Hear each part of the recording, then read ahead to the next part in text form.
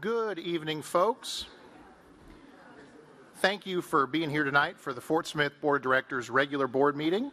It's February the 4th, 2025, and I would just ask directors to find their seats here at the dais, and for Director Lee Kemp to lead us in the pledge, and for Director Christina Kitsavis to lead us in the Pledge of Allegiance.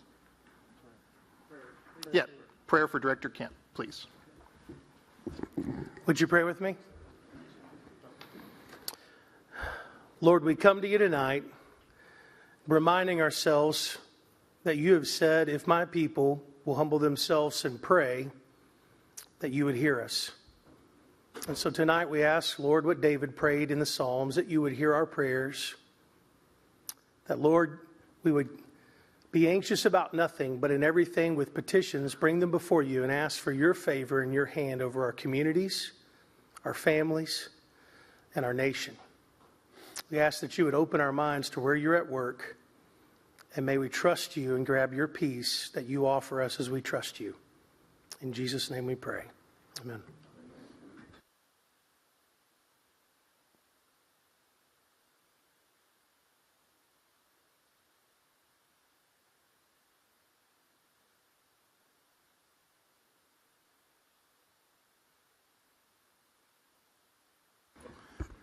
Thank you both very much. Madam Clerk, would you please call the roll? Directors Rigo. Here. Good. Here. Kemp. Here. George Kitsavis. Here. Christina Kitsavis. Here. Settle. Here. Martin. Here. All right, we have a quorum. I'd like to ask my colleagues, does any member of this board have a presentation of an item of business not already on the agenda for tonight? Seeing none, we are seeking a motion to approve the minutes of the January 21st, 2025 regular meeting. So moved. Second. All those in favor? Aye. All right, motion carries. And just as a reminder, a motion and a second to adopt our items must be offered before director comments are made, and public comments on items must pertain to the presented item. Item number one is a public hearing discussing the services for the sanitary sewer system and superseding ordinances in conflict herewith. And I'd like to formally open the public hearing.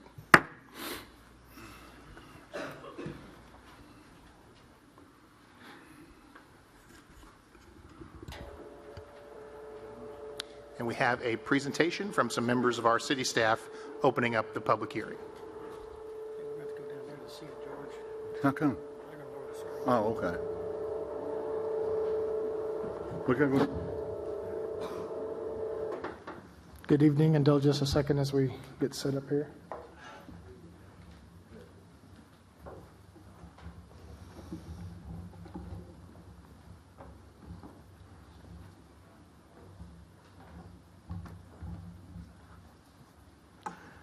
Thank you and welcome this evening. I'm Jeff Dingman. I'm interim city administrator. We have several staff members in attendance. You saw many of them on your way in, and to get us ready for this public hearing.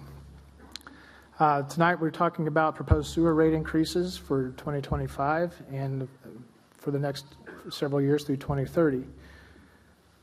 The Water Utilities Department contact information. I guess I might run this. Thank you.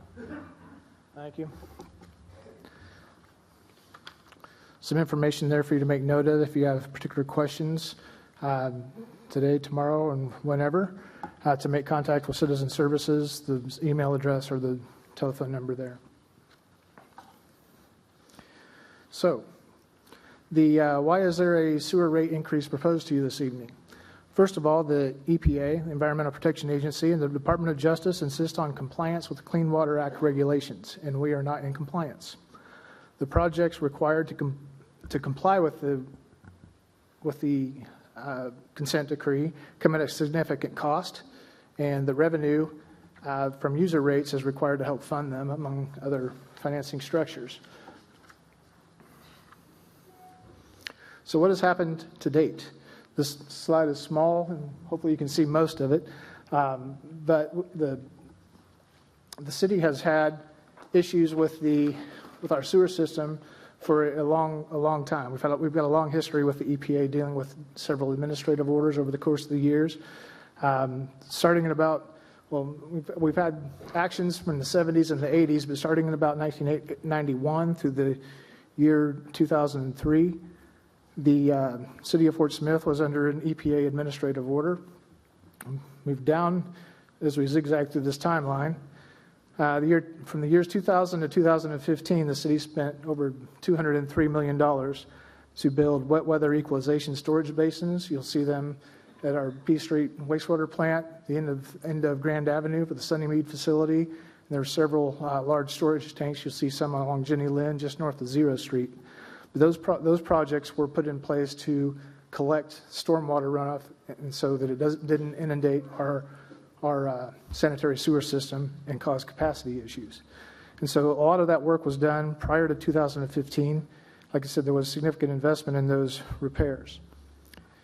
Moving up, zigzagging up to January 2nd, 2015, the consent decree went into effect. It was lodged, it was negotiated at the end of 2014, was approved and then lodged with the federal court January 2nd, 2015. And it gave us a 12-year window to comply with all of the requirements that it specified. And from the very beginning, we thought that the 12-year window was very tight and was going to be very difficult to comply with. From 2015 to 2018, the city stayed in compliance with all of its required work through the consent decree and with all the reporting requirements. We've continued to maintain reporting requirement compliance. However, all the projects we have fallen by the wayside and are not currently in compliance with the original consent decree. 2019 was one of the main reasons that we started falling out of compliance was the historic flood we had along the northeastern parts of the city, along the river. It inundated our pump station systems for the sanitary sewer system. And we had 14 pump stations that were damaged. Some were completely damaged and destroyed through that process. And so we had to focus on the repairs from the flood instead of consent decree repairs. Moving down the timeline to 2020, of course, COVID happened. And from 2020, at least through 2021, lingering into 2022, caused labor shortages, material shortages, and increased cost of both of those things. What's mentioned on the 2021 slide for inflation. 2021 through 2025, we have undertaken capacity projects and sewer line repairs. I'll have some more information on some of those. We've used ARPA funds. We've used excess sales and use tax funds. Any sort of revenues that the city comes across, we have allocated a good number of those funds to the consent decree projects, which were really unaccounted for when we started this process, but we found those funds along the way and allocated them to the consent decree. Consent decree projects that are completed currently under contract from 2020 through current approximately accounts for almost $64 million. In 2022, the board of directors asked for the city voters to approve a sales tax and to approve 5/8 cent sales tax to go directly to consent decree projects. The voters did. During that process, the board made a pledge to the voters that if the 8-year tax was passed, then the first 3 years we would go without a sewer rate increase, and then for the following remaining years of the sales tax being in place, there would be no more than a 3.5% increase each of those years.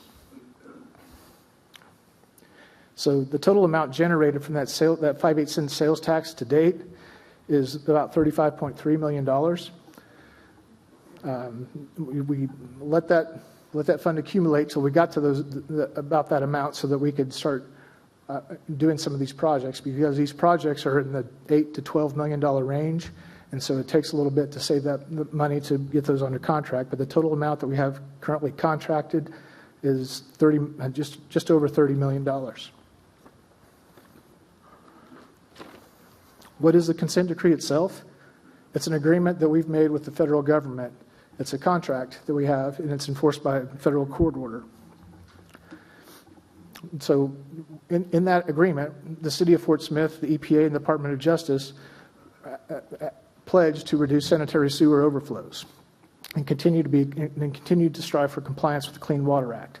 The consent decree requires that the city conduct a comprehensive assessment of all the sanitary sewer system and develop projects that will address the sewer issues. One of the main components of the consent decree was really a requirement that we put our maintenance processes in place, not only for the period during the consent decree, but it's a best practices kind of argument that as we go forward and continue to maintain these things, even after we get out from underneath the consent decree, best practices require that you make assessment of your system every so often. So if you do, I'm going to use just generalities. If you assess 25% of your system, you have 4 years, you'll assess all of it.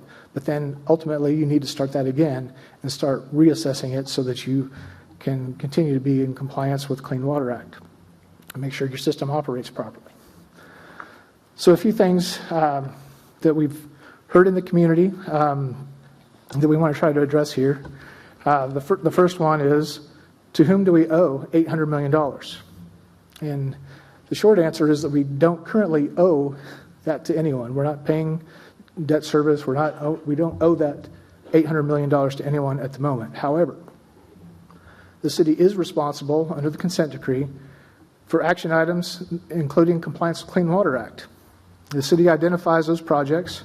We make estimates as to how much they're going to cost. And then we go out and we assess them.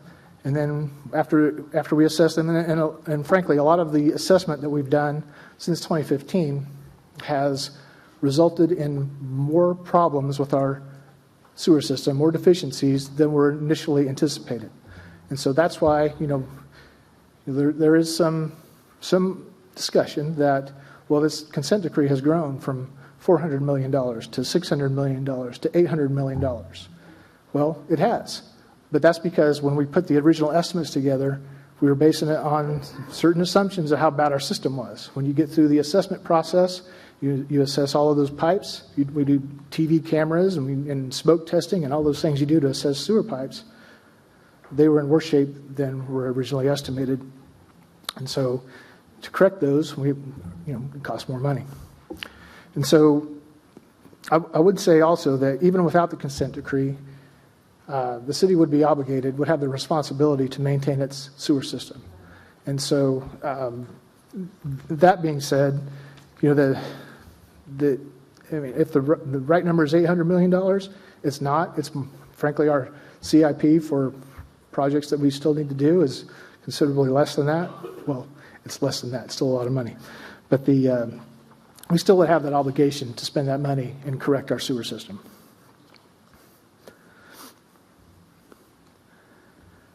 The other one that we've heard, why are we dumping hundreds of millions of gallons of raw sewage into the river? The short answer is that we're not. Since 2015, the sanitary sewer overflows is measured at almost 95 million gallons. The highest particular year was in 2015, when it was 22.3 million gallons. Some of those SSOs do not reach the river, but some of those SSOs do reach the river, but many don't. Many of them you'll see, and none of it's good, don't get me wrong, but some of it will bubble up out of a manhole and seep back into the ground right where it is. It doesn't get to the river.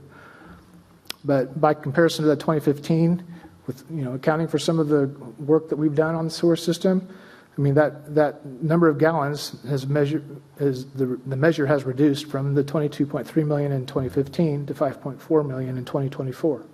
And of course, we recognize that the goal of the consent decree and of proper operation of the sewer system is 0 SSOs.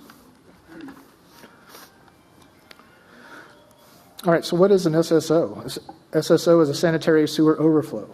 It results when untreated sewage is accidentally discharged from the sanitary sewer collection system into either the public waters of the United States or any other property, like I just mentioned. SSOs are typically caused by capacity limits, pipes being too small, or blockages. We have a part of the consent decree required that we implement a formal fats, oil, and grease program, a FOG program, so that we can educate people about the harm that pouring grease down the drain causes to the sewer system, because that stuff will coagulate It starts collecting, it'll create a blockage, and then that backs everything up.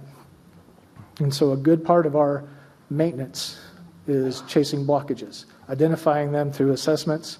I mean, we've identified many of them through assessments, and as well as pipe deficiencies and manhole deficiencies, those sorts of things. We identify where cracks are, where the blockages live and grow. So this chart here shows the downward trend in those SSOs. Like I mentioned earlier, the 2019, we were in the 19.2 million range, down to the 2024 when it was the 5.4 mentioned earlier. I mentioned the 2019 flood and the damage to the 14 pump stations. The city spent, in 2018, we issued bonds, water and sewer revenue bonds, to address, in part, some of these sewer problems. Well, in 2019, when the flood hit, you'll see these two pictures on the right. These are the same location at Fort Smith Park. You'll see that one of our pump stations was completely inundated by the floodwaters. And that pump station had to be completely rebuilt, which is what's shown on the bottom picture. And, like I said, there were 14 of those that we had to do. And a good number of those, we had to replace them. We had to fix them. And so the money that we had initially borrowed for use in consent decree projects went to fixing these pump stations. And well, of course, FEMA comes in. We made our application. We go through the process for FEMA reimbursement of those dollars. But when you spend, $13 million on projects that are reimbursed by FEMA only reimbursed 75% of those. So we got $10.3 million back 4.5 years later. And so, those dollars are being programmed for projects, but for several years, we weren't able to use it for the original intended purpose. The total spent or currently under contract on consent decree projects since 2015, when the consent decree was lodged, was just under $136 million. And that's where we are today. So right now I'll turn it to Lance McAvoy, Director of Water Utilities, to run through some discussion of our projects. So what you see here is a list of some of our recently completed projects. Other projects have been completed since 2015, but this is the last few years. The first four items that you see up there, those were the fix, replace projects found. If you hear about NASCO 4 and 5, where we're trying to fix the defect, that's what drove that. You'll notice that there's an SSO or an S004 sewer main realignment. For those of you that ever drove down Rogers and would see the SSO by Randall Ford, that doesn't happen anymore because we reinvested money from both the excess sales tax as well as the FEMA reimbursement to fix that. And then we also had the emergency line replacement, where we had a large sinkhole developing that we had to bring someone in to do. Next slide will show the largest completed project. This was Basin 10 and 14 Phase 1. This removed 26, over a 3-year period, we had 26 reoccurring sanitary sewer overflows. Since this project has been completed in that area, we have had 0. This eliminated those overflows. I have been asked in the past, what is the life of these types of projects? This project, we're looking at over 50-year lifespan. It's all new pipe, it's put in, and it was a very costly project. These are some of the current projects. There are others that we have taken to the board recently, Subbasin MC08 and Subbasin S007. All of those are to fix and replace what we found while we were doing our assessment. There are 3 projects that we currently have under design, and these are to make sure that when we go in, we fix all the problems at one time so that we're not causing other issues. That's P005 update, Basin 12 subbasin, that's also part of P005, and then all of the 2018 SSA, sanitary sewer assessment. That's where we went in and we televised the line to determine the shape it's in. All of those remedial measures are being updated. Additional items will be brought to the board as funds and as the projects are ready. Going forward, what's needed? Well, this is kind of, if you look at the CIP that was submitted to the board at the end of 24, they're kind of broken out into groups, so I kind of consolidated it. These are estimated costs. We don't know what we're going to get into until we bid them out. The two largest expenses are the SSA remedial measure work, and that includes the normal and basin 12. That's going to be estimated at $386 million, and our capacity projects at $143.7 million. Please note that these numbers are based on 2024 estimates and do not include any inflation. Now I'll have Andy Richards, our CFO, come up and talk.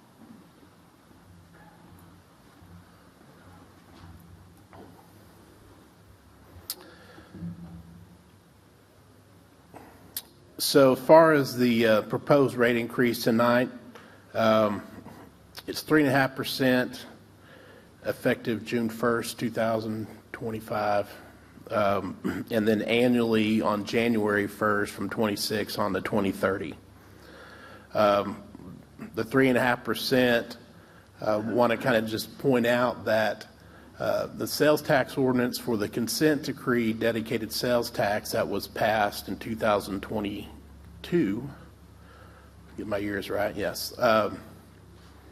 The board committed to keeping rate increases flat until 2025, and then June 1st limited that to this 3.5% increase for the next 5 years. And so the plan includes just that rate increase, and I'll talk about the financial plan in a minute. But there's been just one question that we've heard discussed at the board meetings is, can we use money from other funds within the city to pay for consent decree or water and city utilities? And so, I'll just remind you that, the water utilities, and this is just general across most utilities across the country, municipal utilities, they operate as an enterprise fund. They are designed to cover their own operating capital costs through user fees, such as our water and sewer bills, rather than using tax dollars. And so our bond issue, or water and revenue bonds, are definitely geared towards that. Our bondholders expect us to support the system with user fees and pay our debt service that way. I've heard discussion about, well, can we use general fund dollars to go towards the water and sewer fund? And I think legally you can. Those dollars are generally unrestricted revenues that come into the general fund. The caveat to that is the programs and activities that are funded out of the general fund aren't revenue generating activities by the city. They're primarily funding public safety and parks and things that are typically funded by the county sales tax dollars. And so while we've had large fund balances in the general fund recently, inflation has taken a toll on the general fund as well, just like we've talked about with the water and sewer utilities. And so there are limited resources in the general fund to use. There's other funds that we have that fund major projects. Those are typically funded by sales tax, city local sales tax that have been passed by voters. And those taxes are legally restricted because voters have dedicated those revenues to use on specific things. So those cannot be used for anything other than they've been voted and approved for. For the example is 1% sales tax that was voted on and has been renewed over the years for streets, drainage, and bridges. is restricted for only that activity. So, and that's generally how we have our sales taxes, other than the one in the county, which are in our general fund, which is the county sales tax. And so we do have a 5/8 sales tax that was passed back in 2022 that's dedicated to consent decree. And it is generating revenues, but it's not going to be near enough to cover these future consent decree projects by itself. So I want to just give you a very high-level overview of the financial plan that we have developed for the water and sewer focus on the consent decree. This is a plan that's actually been submitted to the DOJ and the EPA, and they are reviewing this and taking this into consideration. It's a plan that factors in getting a 10-year extension on the consent decree and funding operations and capital. So this was developed by the city officials, the overall concept of the financial plan. And then it was refined and vetted by our financial consultants, Burns and McDonnell, and then also with some assistance from our bond financial advisors, PFM. So, and it's been, we've done various reiterations of this plan and have reworked this several times, mainly just to make sure that we try to address the board of directors' concerns, as well as the citizens of the input that we've heard over the year, regarding, the issue. And so, so in order to do a 3.5% rate increase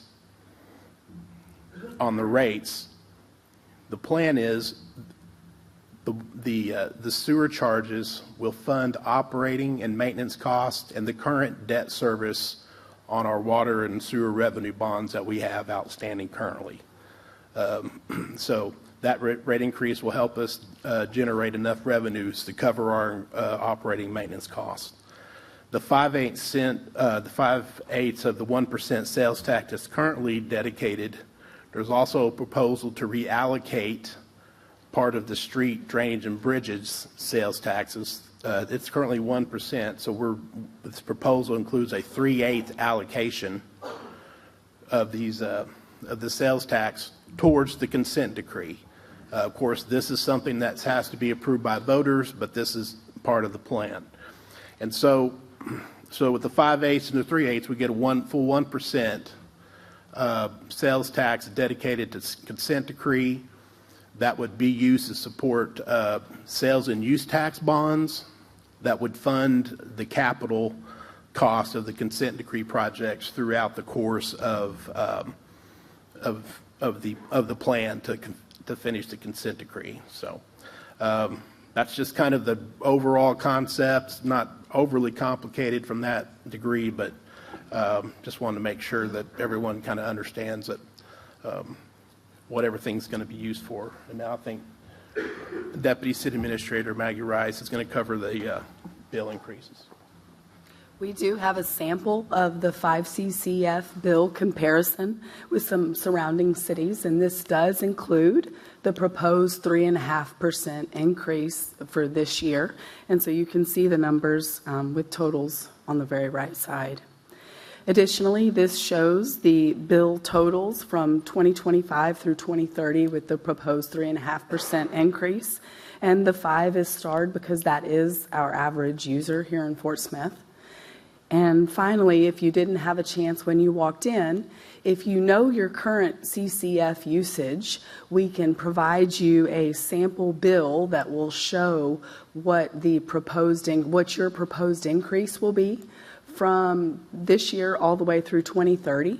If you do not know your CCF usage, we have some great team members that are out in the lobby and that will be there after the public hearing to look up your CCF, your bill from last month, so that you can get your CCF and then find your sample bill. There's a lot of staff members out there that will be happy to walk you through that process, and it will happen very quickly.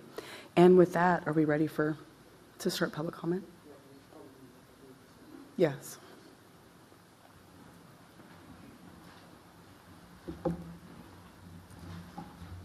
Thank you. Please indulge us as we reassume the dais and raise the screen.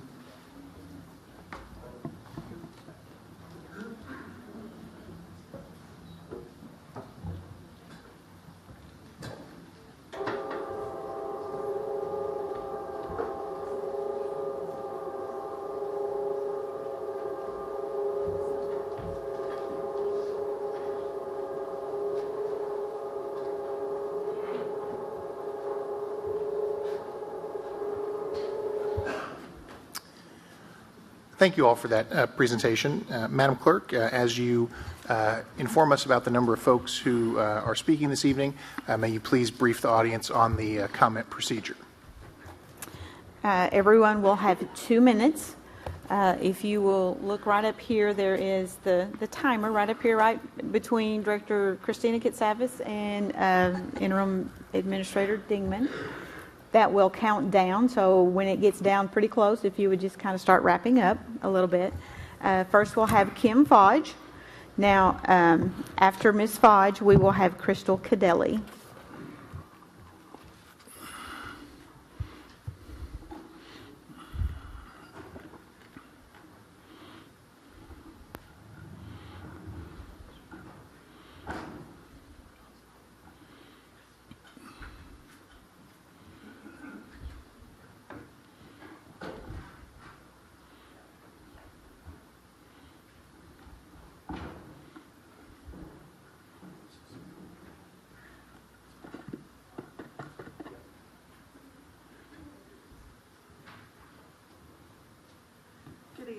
It's not on yet. Okay, there it goes. So sorry.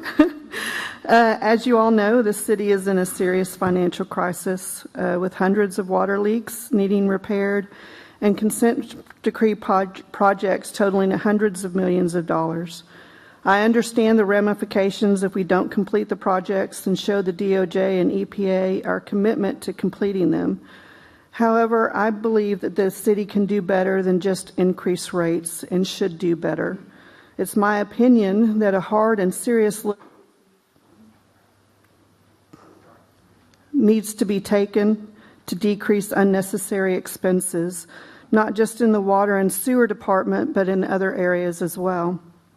By redirecting funds from non-essential programs to critical infrastructure repairs, we can not only address the immediate needs of our community, but also build a more sustainable financial future. Reducing expenditures on less critical programs, such as the $250,000 allocated to the Make My Move program, and reallocating those funds to hire additional personnel for water leak repairs will result in more efficient and timely resolutions. This proactive approach demonstrates a commitment to addressing the city's most urgent issues while maintaining a responsible and balanced budget. I am encouraged with the direction of the board after attending the January 28th study session and the serious discussions that took place regarding the allocation study, specifically minimizing the monies allocated or reallocated from the water sewer department. I believe this demonstrates a commitment to fiscal responsibility and prioritizing essential services, which is desperately needed. The board's willingness to engage in these challenging conversations is a positive sign for the future, and my hope is the board will continue to demonstrate this commitment in the months and the years to come. Thank you. Thank you.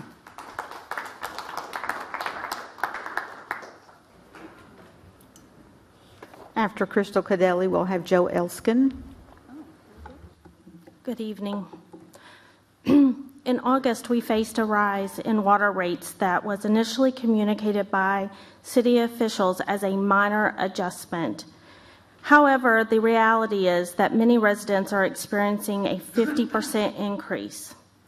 Now we are being asked for an additional 3.5% increase year over year for the next 5 years, making it at a 17.5% rate hike, not accounting for any additional water rate increases. The citizens of Fort Smith are already grappling with inflation and making difficult choices between basic necessities like food. And now the city is asking us to do more, and more. You want to grow our city, but nobody can sustain paying their utility bills to even remain residents. You're seeing a decrease in our population, not an increase. That means that people are actually moving out of our city, and we're seeing so much traffic because they're coming in to do their shopping, and then they're going back to their outer communities and living. I would urge this board to reassess the recent water rate increases and revert it back to the original proposal. I think it would be easier to digest the 3.5% sewer rate increase if we could trust that what you're proposing is actually correct.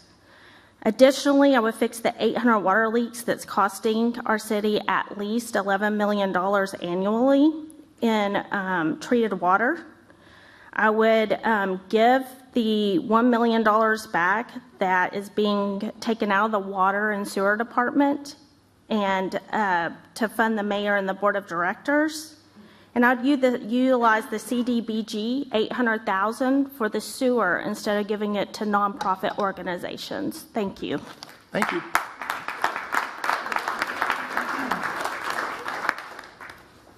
After Joe Alskin, we'll have Joey McCutcheon. I wanted to thank you for the wonderful presentation. It gave us a lot of facts. I wanted to let you know that the majority of people my age know that this has to be done. It's happening across the country. And I feel like the silent majority understands what you're doing, and I appreciate you. Thank you. Thank you.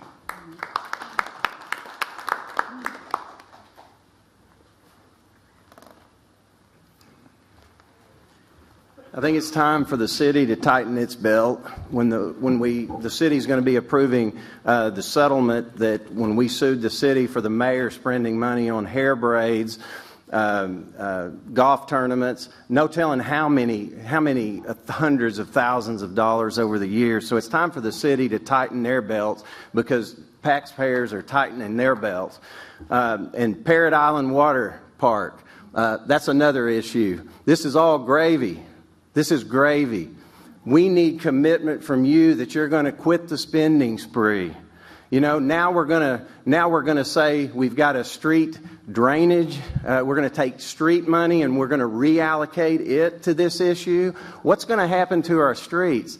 Did we not really need the 1 cent sales tax? Now we're going to take a 3/8 of that and we're going to take it away from our streets. What condition are our streets going to get in?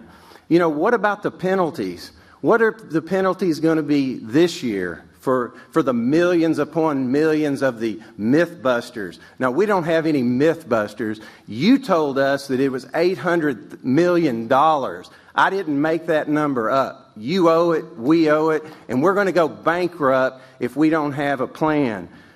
Penalties? Talk Business and Politics says there's $25 million potential penalty this year. Where does that stand? What about the $590,000 penalty we received last year that is money being squandered away? Or the $800,000 the year before that? We've got a problem. It's been a problem for 40 years. The downtown dudes, are they here tonight? Are they going to speak about this? They seem to solve all the other problems while the citizens, hardworking citizens who can't put food on the table are getting hammered. And no telling how many more water increases are we going to have? What are we going to do? What's the real plan? How many taxes? How many water rate increases are we going to see? Is there another water rate increase? You know, you want to talk about the $800 million? You want to say that that's some kind of myth? I mean, you told us those numbers when we were sitting in this room. Now you're trying to say, oh, we would have had to do $650 million anyway? I'm not buying it. I think this board needs to be honest. It needs to be transparent. You put every car crash in the city on your website. Real transparency is a process. It's not filling up so you can prove your point about what's going to happen, car crashes on roadways so you can again get grant money. That's not transparency. Transparency is, and I'm going to say this point, the board will have an order before it. It's been agreed to.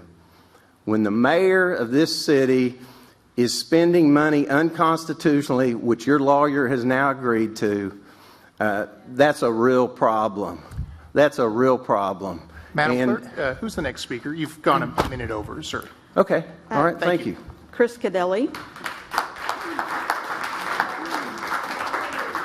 After Chris Cadelli, we'll have, it looks like, is it Doug McLemore? No, right here, Danny. Danny, okay.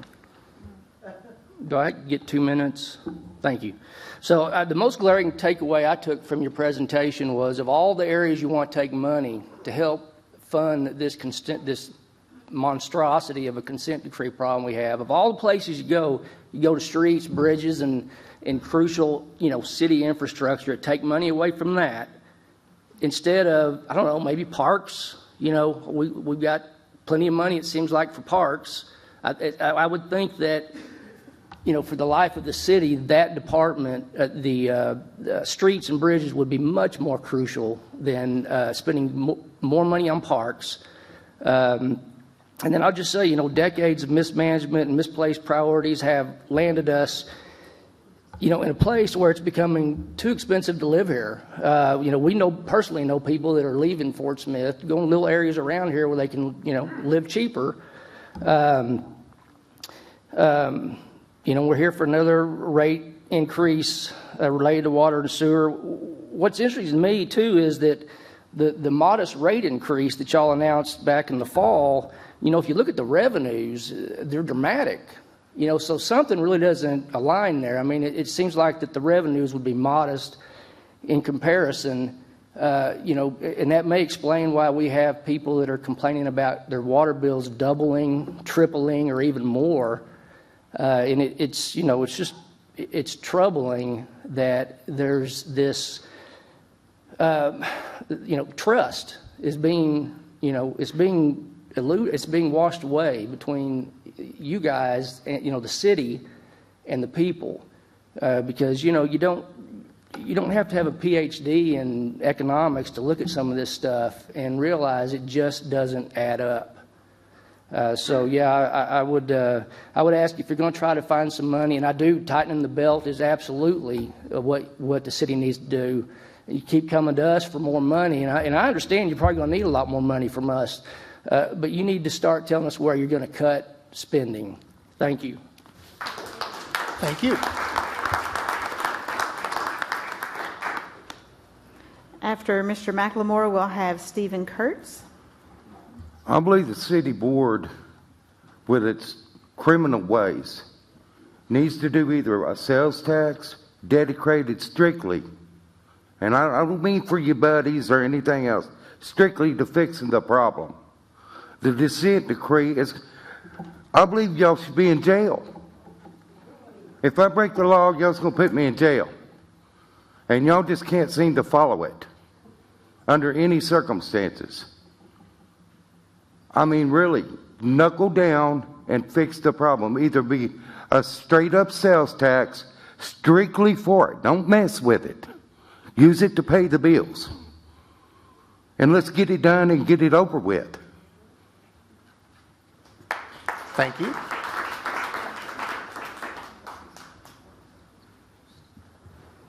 After Mr. Kurtz, then we will have Dan Williams. Thank you very much for your presentation. As a leader in the Citizens Climate Lobby, I want you to know that we are behind you. We have a great concern about polluting our river, and it's important to us. And it's important to us to be authentic with our relationships with the Department of Justice and the EPA. So we are happy that we are moving towards solutions to this very important problem. Thank you. Thank you. After Mr. Williams, we'll have Beth Riddle. Good evening. I appreciate you, Board. I do appreciate the presentation.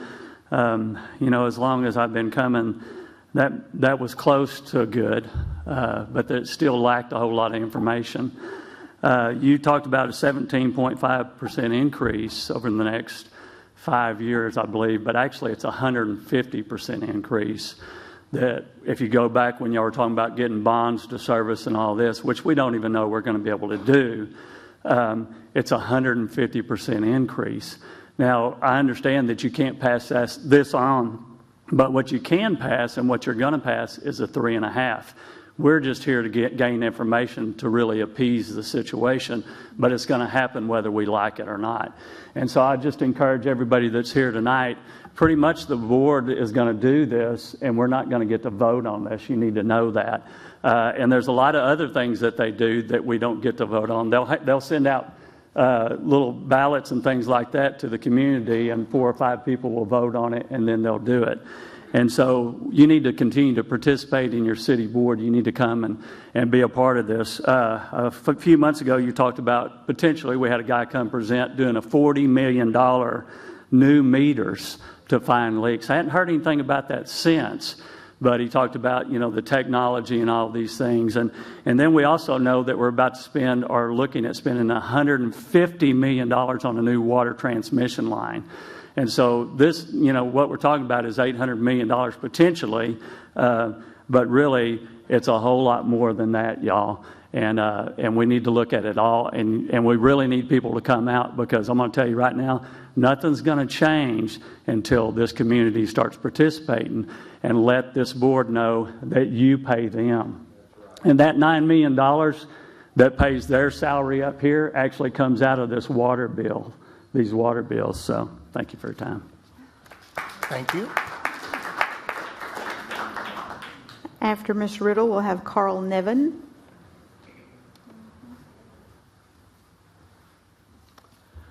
When my parents moved us back to Fort Smith when I was 5 years old, they put us in a neighborhood with some of the most influential people that have built this city. The likes of Joe Archer, a bank president, Polly Cruz, James Childers, the architect, Ralph Hampton, the assistant chief of police, and Judge Jim Spears. A close personal friends was Gary Campbell, your city director, Leah Anhalt, and everything else. So I was raised to expect and believe in what was being constructed and being done by the city to grow and build the city. Well, that has all been destroyed in the last 2 months.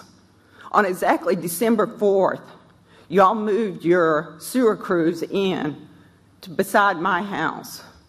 I got a nice text from the guy saying, we're moving an excavator in there. We're going to keep you abreast of the situation and everything. I got 230 feet of side frontal property. Every bit of that has been destroyed. And according to the contractor yesterday, they have no intention of fixing the things that are not going to lay down all the sod. I have a vinyl fence. It's covered in cement, muck, and mud. I have double gates that we have over 20-foot span. Can't even open one of them all the way without eating concrete. We just ran the electrical there in the spring to get them automated and everything. That crew of Nabots may not be all theirs, but they didn't have all the parts on one day, had to go get equipment, a fish line. The next day, you left a dozen guys there standing for an hour. The next day, they didn't have the coupling to connect the old sewer to the new sewer line. Had to leave a dozen guys standing there. And what was even better, last Wednesday, if you all have a bill from last Wednesday for pressure washing my house, that was a fraud. They had half a dozen guys out there trying to get a pressure washer started. They couldn't get it started. They were all sitting there for an hour. So then that superintendent had the guy go up to my fence and fake pose holding a pressure washer. That's the best pressure washer in town, because I got pictures after he left of a bone-dry driveway and muck still all over my fence. You all need to start monitoring y'all's contractors you're hiring, because they're ripping you off right and left. When it was 70 degrees in December, they were out of there at 2 o'clock. When it was below freezing, ice and snow on the ground, these guys got their hands in their pocket. Now you're trying to make them work an 8-hour day. Ma'am, do we have your address? Director Martin. Yes, Director Martin. I was I was I've- encouraged by Well- another one to reach out Yes. to him and Maggie. Yep, and I have been in communication with this individual this week, and I know that she's also been working with our Deputy Administrator, Ms. Rice, on that. But thank you for sharing that this evening with us. You're welcome. Thank you for being here. After Mr. Nevin, we'll have Gwendolyn Lovelace. Okay, first of all, I want to say the board, you'll have this before you. It's a very hard decision. I think you have to make it to satisfy the EPA mandate, and that's what the board also agreed to in the contract that Carl Gifkin took forward in December. Okay, second of all, about a month ago, there's 3 directors, Neil Martin, Christina, and George, that said we need to tighten our belts. So if y'all want us to tighten our belts, the city directors have to tighten their belt in each department. Thank you. Thank you.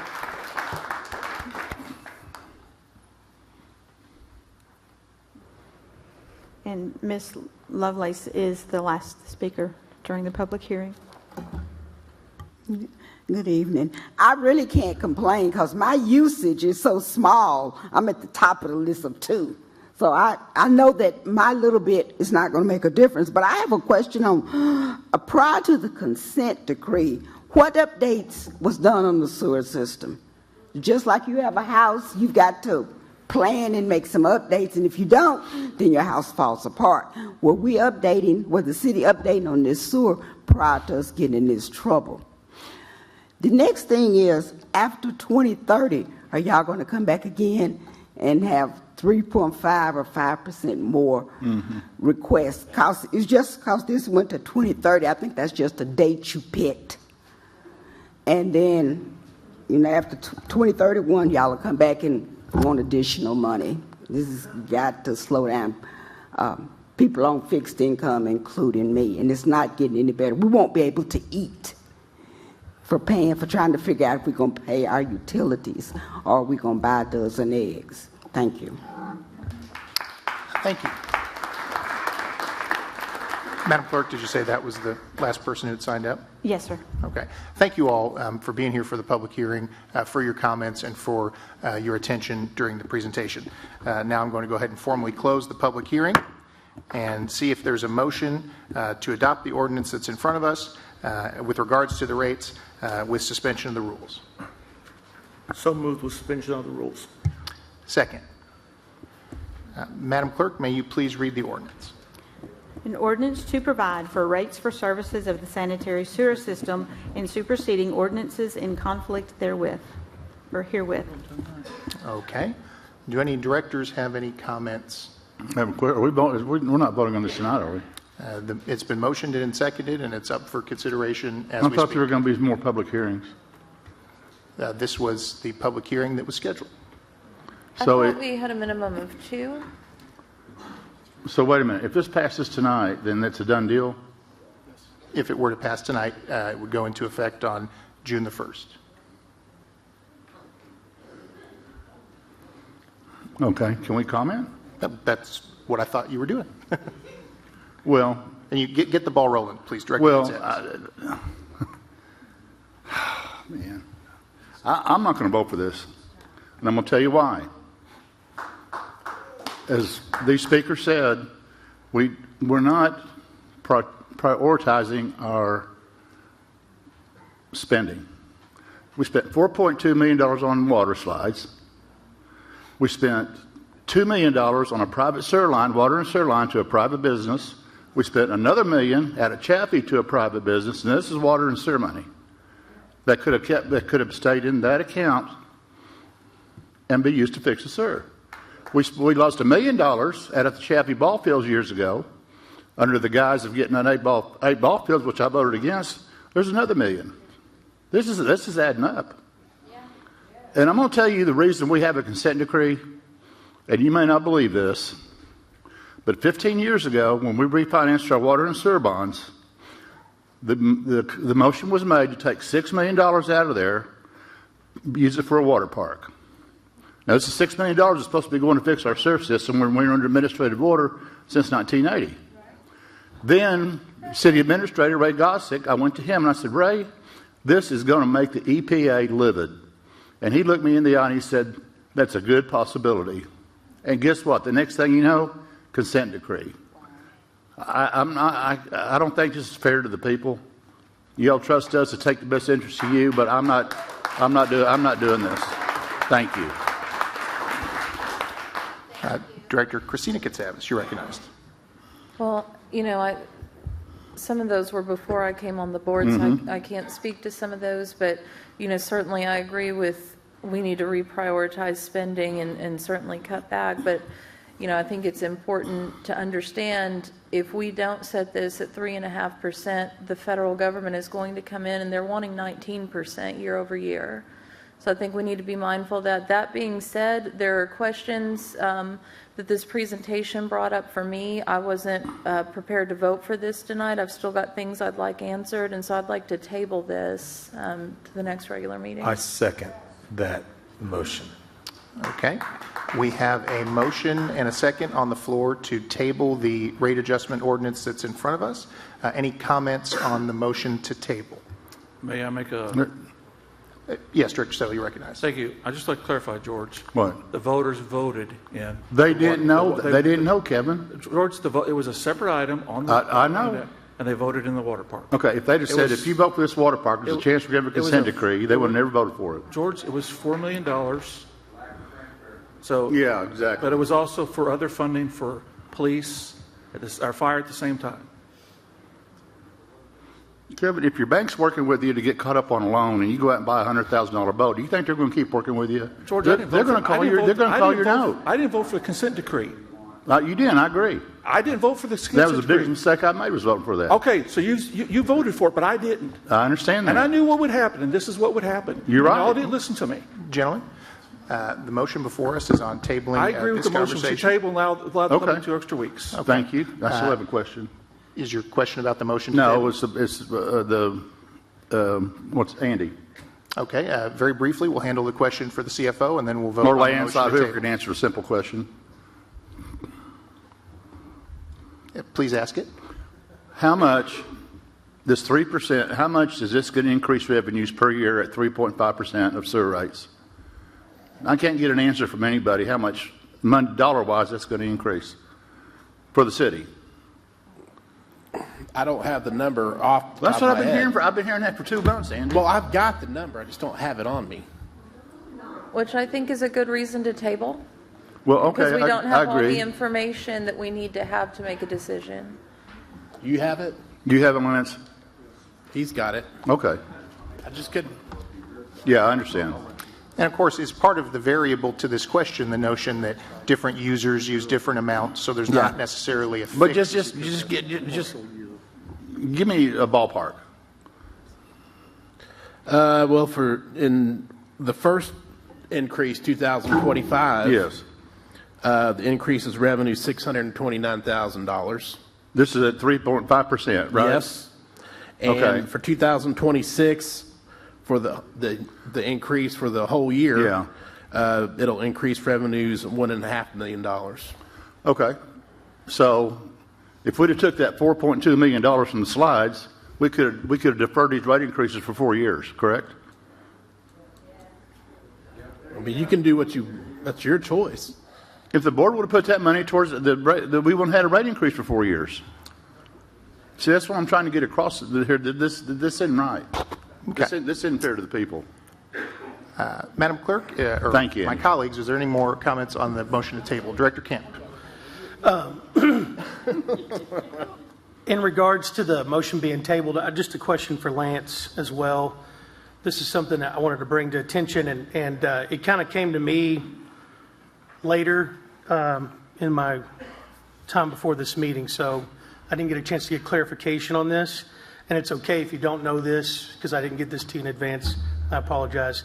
I don't know what on the formal document, when I looked through it, the actual ordinance, that has a BOD charge and a TSS charge. Yes. Could you tell me what those mean? I'd be glad to. So We know about what it costs to treat wastewater, and two of the big constituents in our permits are biochemical oxygen demand, which is BOD, and total suspended solids. And normal residential strength is under 250 milligrams per liter. What you're seeing in the ordinance is a surcharge for permitted industries, those that are in our pre-treatment program, that if they put out a higher strength, we're not having residents pay for the extra cost in treatment. They are picking up that cost, and so it's a high-strength surcharge, and it's based on the pounds of BOD and TSS. So the customer, when those numbers fluctuate, the customer's not billed that charge? Is that what you're saying? Correct. If an industry, because this only impacts industries that are in our pre-treatment program, if they keep their strength of their discharge, and we monitor that, under 250, they don't have a charge. But once they go over 250 milligrams per liter for either one of those, we subtract out that base 250, and whatever is left, they're charged for that. So the reason I bring this up is I've analyzed the percentage increases for sewer rates in this, and it's close to 3.5% for the billing and volume charges each year. However, the increases for the BOD and the TSS charges vary, and sometimes they're exceeding 5%.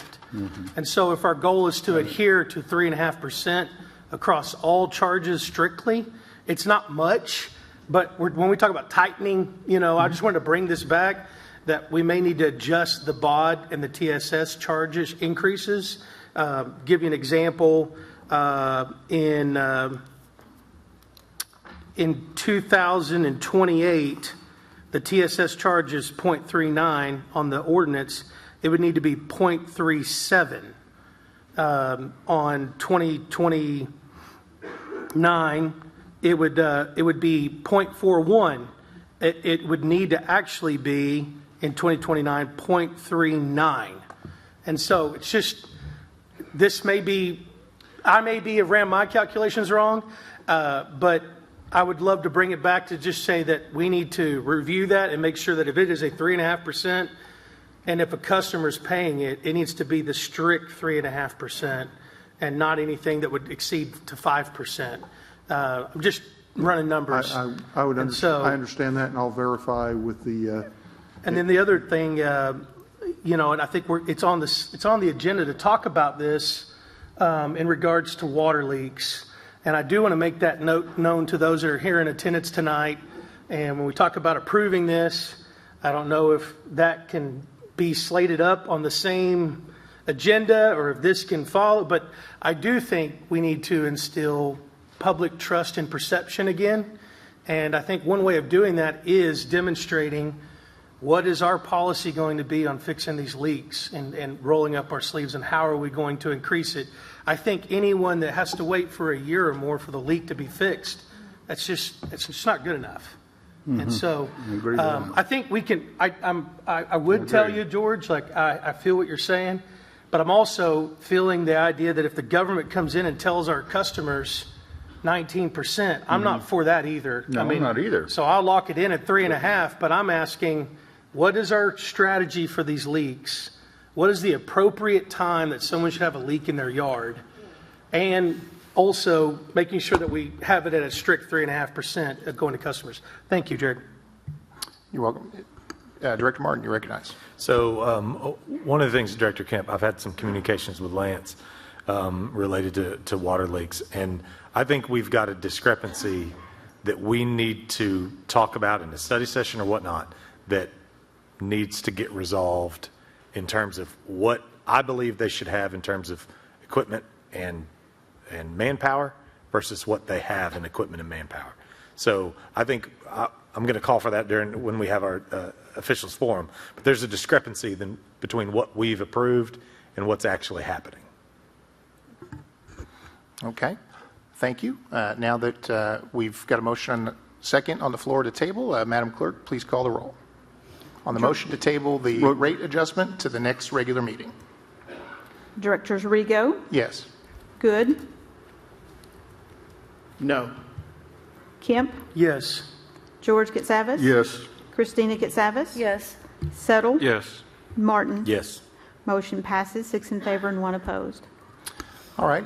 Thank you, folks, as we move on to the next item. With that being said, I would like, before the next regularly scheduled meeting, with the presentation, I wasn't seeing a lot of information on how the water rate increases that have already been passed or, affecting this worked into the budget. So I'd like some more information on that to be brought back to us at that meeting. Okay. And for the folks that are here tonight, as Deputy Administrator Rice mentioned, if you have some questions and things or some thoughts while you're here, please do avail yourself of the staff people who are here tonight with the information at hand. Item number 2 is an ordinance amending the master land use plan map and rezoning identified property and amending the zoning map. This is an appeal of a planning commission denial that was discussed at last week's study session. Ms. Rice, what do we have this evening? Yes. Mark Rouse filed an appeal of the Planning Commission's denial of the Master Land Use Plan Amendment and rezoning applications at 5300 Heather Ridge. The property contains an area of 43 acres and is zoned Planned Zoning District. The proposed rezoning allows for the inclusion of a mixed-use development of just under 6 acres interior to the site. The land uses for the rest of the 37 acres remains mixed residential. As part of the request, the applicant submitted a traffic impact analysis to identify any potential adverse impacts with the proposed increase in use. The analysis included level of service determinations at 3 intersections. One intersection would require modifications, a 3-way stop in lieu of a 1-way stop, based on future estimated traffic to meet the level of service required by the Unified Development Ordinance. It should be noted that the 3-way stop would not be installed until the actual future traffic justifies the need. The remaining 2 intersections were acceptable. The TIA was reviewed and accepted by the City Engineering Department. A neighborhood meeting was held on Tuesday, December 31st. There were 3 neighboring property owners that attended that meeting with concerns of increased traffic, noise, and access to the development. At the Planning Commission meeting, Mr. Jeffrey Holmes and Mr. Mark Rouse were present to represent the applications. Mr. David Bourne, Ms. Sharon Gosnell, and Ms. Catherine Shaw were present with concerns regarding traffic, safety, noise, and access. Planning staff supported the request for the mixed-use development, contingent upon several amendments to the proposed land use chart. On January 14th, the Planning Commission held the public hearing to consider these applications. They voted 3 in favor and 3 opposed to deny the requests. Ms. Rice, so a tied vote is considered a defeat? Yes, sir. Okay. State law requires a minimum of 5 yes votes for these types of applications. Okay, Madam Clerk, and so there's been an appeal now brought in front of us. Yes, sir. All right. Madam Clerk, did any citizens sign up to comment on this item? Yes, we do. Now, this process, because this is an application process, the Fort Smith Municipal Code does clarify that the applicant will have 5 minutes for presentation. A group in opposition to the applicant will also have 5 minutes, and then a 3-minute for rebuttal, and then individuals will have their 2 minutes. So we will start first with the applicant, which is Mark Rouse, and we will put 5 minutes. Thank you.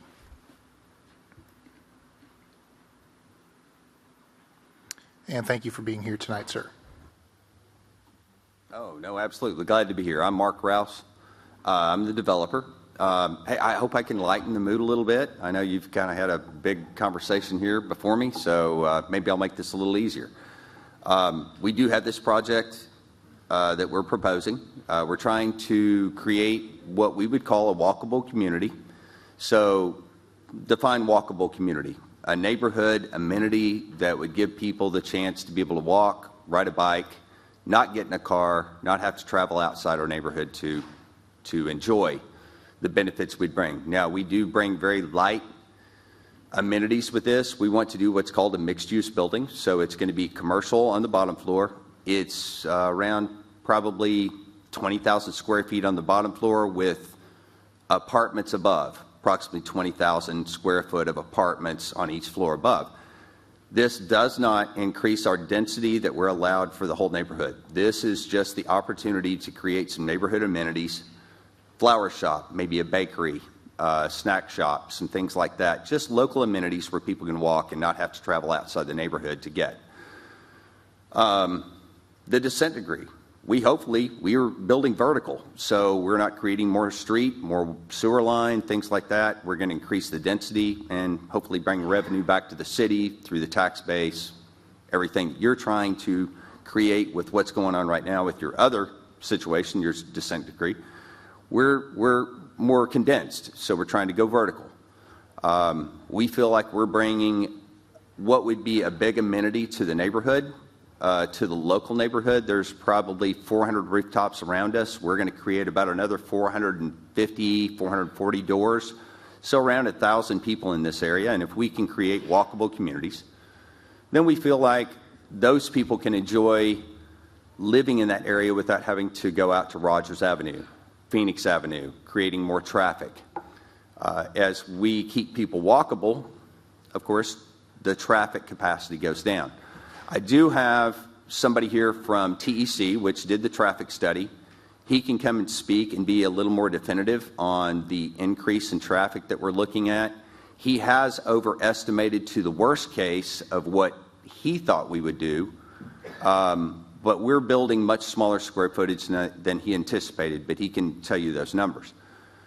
It's not our intent to upset the neighborhood, but hopefully to create a neighborhood amenity that everybody, not only just our development, but everybody in the entire development down there, the neighborhood, can enjoy.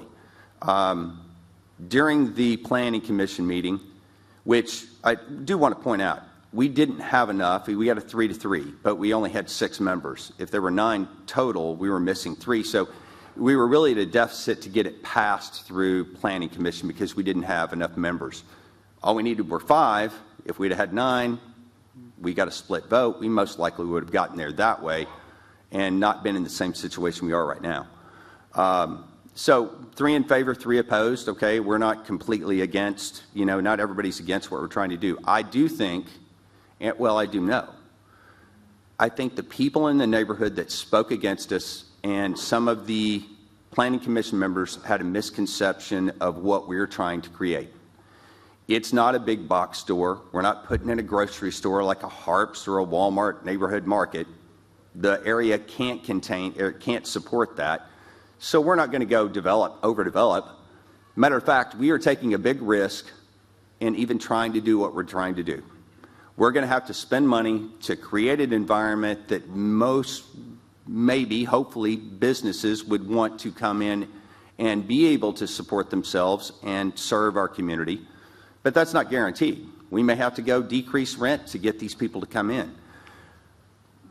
I'm in an effort to create, I want to see us evolve beyond what Fort Smith typically does. We can go in and we can just build apartments through this whole development and not worry about this.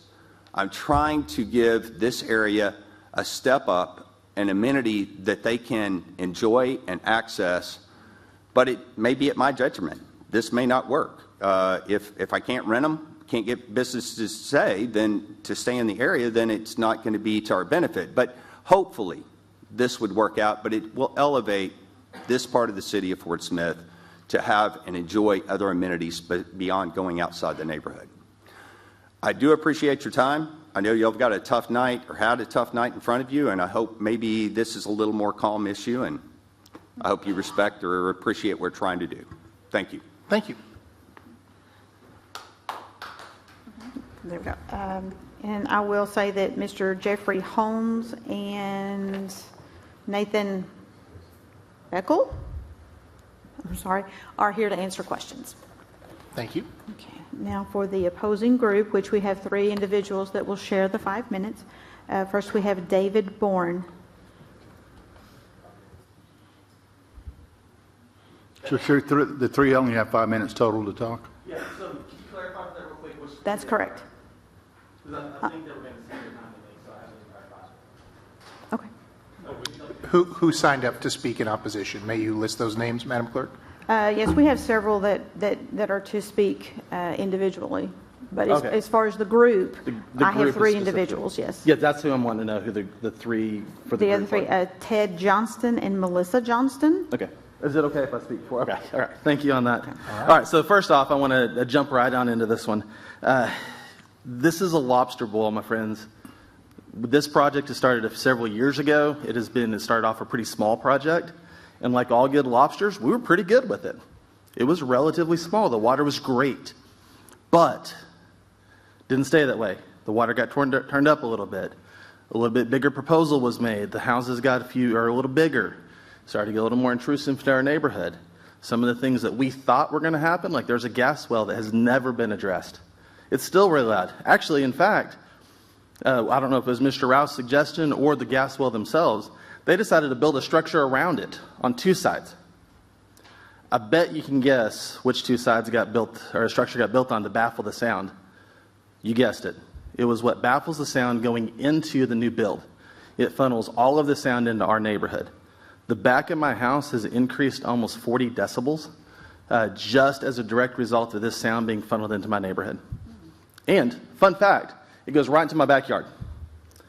The problem is that also, the sound also bounces off my front of my street, or the neighbors across the street, into my front yard. I can't open a window at night without hearing a diesel engine running 24/7. As Mr. Rouse addressed this, said he would. Haven't seen anything started yet. So there's a lot of bad faith going on in this project I want to really just sit down and address. Some of his other points, Mr. Rouse claims there's about 900 residents in this area that have no issue with this build. The truth and the reality is, according to the city of Fort Smith, 47 letters were mailed out. 47 residents. So when he does say that there are, a handful of people, well, that handful of people compared to 900 is really small. It's only 4 or 5 people. Well, it's not really 4 or 5 people, it's 4 or 5 households. There's 20 people involved, 20 or plus, that are really frustrated with this project. 20 people and 20 households out of 47 is a pretty big number. So I want to submit that and just kind of clarify that Mr. Rouse isn't really being perfectly clear with you guys. There's a lot of people opposed to this. Moving on down my list here. City of Fort Smith, I was contacting them over the last few weeks. They say that most of Fort Smith, the engineering department, is an AB rating. So if you have your traffic report that you should have gotten and been able to look at last week, I think at your meeting, AB rating is great. A is free flow traffic, not a problem at all. B, some slight, very small interruptions, not a problem at all. The street that we're looking at, and I actually would really like to hear the explanation on this one, is suggesting almost doubling or more than doubling what our flow is. Now, Mr. Rouse did admit that this was worst case scenario, and I agree with that. I think it probably is. At peak time, this neighborhood on 58th Street is expected to see over 300 cars per hour. If you go to page 5 and 6 on that traffic report, if you have that in front of you guys or available to you, you'll notice that moves our traffic rating down to a C at best, or on one of those streets. It moves it to a C at worst, a C at worst on some of the streets. It also drops it to an E and an F. Now, the traffic report also says if we do build a stop sign, it'll move it from an F rating to a C rating, which is relatively acceptable, except there's 300 cars that are delayed about 20 seconds each. That math doesn't math very great, though. Moving 300 cars at, with a 20-second delay, how's that going to clear? I also want to point out that main thoroughfare is one of the primary routes that students go to Southside traffic. I don't know if you guys have teenagers. I have one. They're a little bit impulsive. Just throwing it out there. If they're running late to school, what do you think is going to happen? Mr. Rouse doesn't, and the traffic report does not account for students driving this. These are inexperienced drivers that are probably going to be a little bit late for school. What are we going to do then? If there's a wreck on that street, we're talking delays and delays up to hours, because there is no other outlet other than 58th Street in Boston. And just to clarify for the neighborhood, 58th Street runs into Boston Street. So if that traffic is interrupted, it's going to be quite an issue.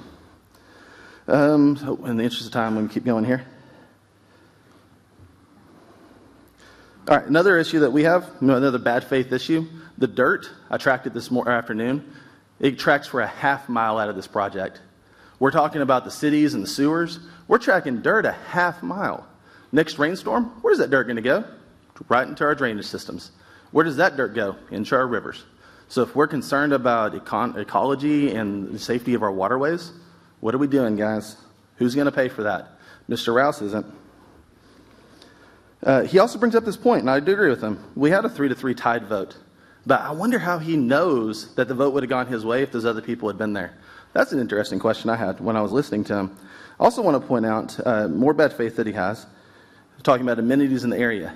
We have 6 coffee shops and 2,500 coffee pots within a 2-mile radius of this area. Why do we need another coffee shop? What are we doing here? This is a builder that just wants to get his project knocked out without giving us good faith projections. He hints at what he's going to build. He talks about what he's going to build.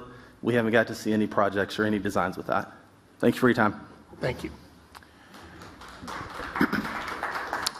Madam Clerk, what's the next step in the process? The next step is we will have those individuals that will have 2 minutes to address the board. The first will be Ben Beeland. Second, we'll have Wayne Gosnell.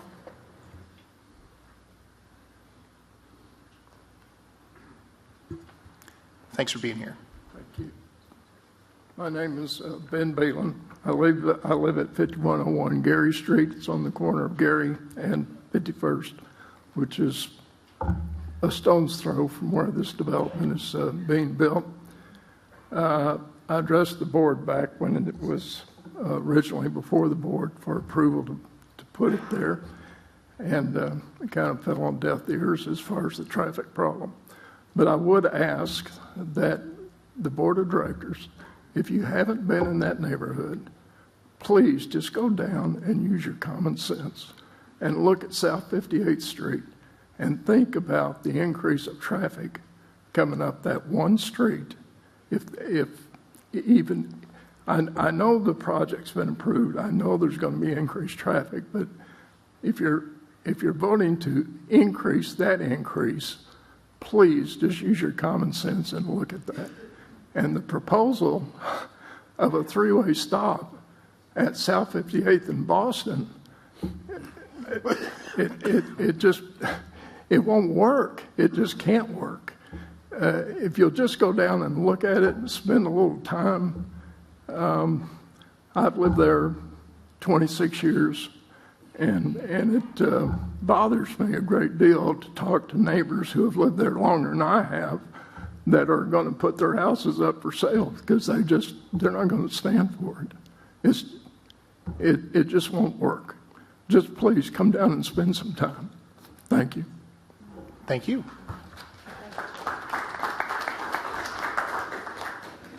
After Mr. Gosnell, we'll have Daryl Cunningham. Like Mr. Beeland, we've been here since the very beginning. We were against this. I've heard that a lot of people, there's not very many people griping against it. Reason is people weren't given notice. It's kind of like putting Casey's at 46 and Rogers. If you didn't live within 300 feet, you didn't get notice. So majority, maybe 4%, 3% of people in our neighborhood got notice of this going on. That probably needs to change. This things he's building is supposed to mirror what is already there. They look like Army barracks, a whole row of them. They don't mirror anything around it. I don't know what it's going to look like once you get up the street. Main gripe from the beginning is the traffic. This is going to double the households. If you put a 3-way stop there at 58th and Boston, the existing neighborhood, 50% of the people come off a hardscrabble way. That's 100 feet from this intersection. You think the people was going to let them in on 58th Street to go up the hill? No. So 50% of the people in the neighborhood now are not going to have a way out without waiting to get out, because it's going to be lined up 300 feet down the road at least. So the 3-way stop there, I think, is a joke. The only way to get up that hill in the wintertime is if you have a running start coming up 58th Street. If you're coming off Boston trying to make it up, you don't make it, you come back down. You can't make it up it. You have to have a running start to get up 58th Street. The only other way is going Boston, which doesn't really take you anywhere that you want to get to. So that stop sign deal, I just think it's not feasible. And this does not mirror anything in our neighborhood. And the reason having more people griping is because of the lack of notice for everybody in the subdivision. Thank you. Thank you.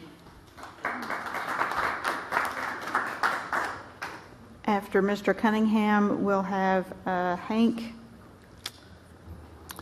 Good evening. My name is Daryl Cunningham. I live at 5401 Hardscrabble Way, which is about 2 blocks up 54th Street from the development. I also own a property on Fresno, which is a block away, and a duplex, which is on the corner to the entry on Gary Street, right across from the athletic club, which is now called the Hangout, as you know. I never objected to the project at the beginning, except to say that it needed an exit on the back side. Mark Rouse tells me that that's not feasible, that the cost would be too high. He's probably right. But it's instructive to me that he started with an initial proposal that was for residential buildings only. Then he added the amendment to put in commercial outlets. I think he realized he'd have a better chance by doing an amendment than including it in the initial application. We've already got the residential part. Let's not add what Mr. Rouse calls amenities and what I call commercial operations, which change the character of the community. Thank you. Thank you.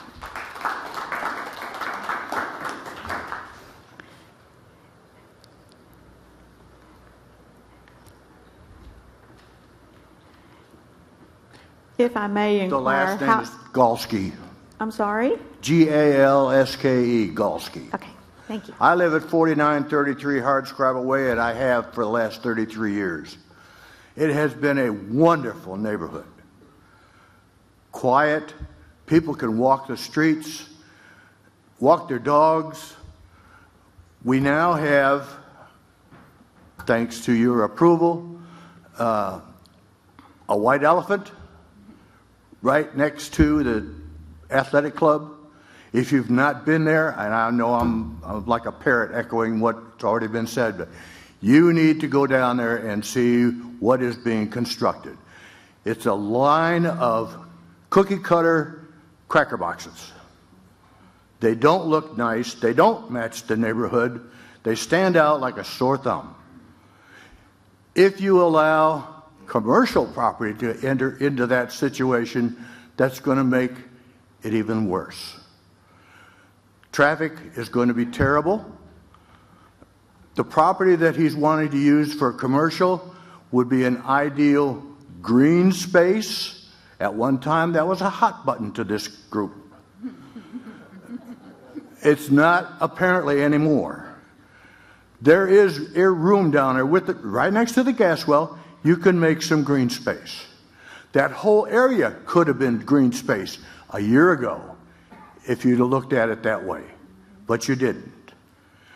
You put a 3-way stop sign up there at the corner of Boston, 58th Street, and Hardscrabble Way, or wherever you put that third sign, you might as well block off Hardscrabble Way, because there's no way in hell traffic is going to be able to come off of Hardscrabble Way onto 58th Street. It's going to be a mess. You are going to have a major FUBAR situation right before your eyes. Thank you very much. Thank you. Next, we'll have Andy Postrick.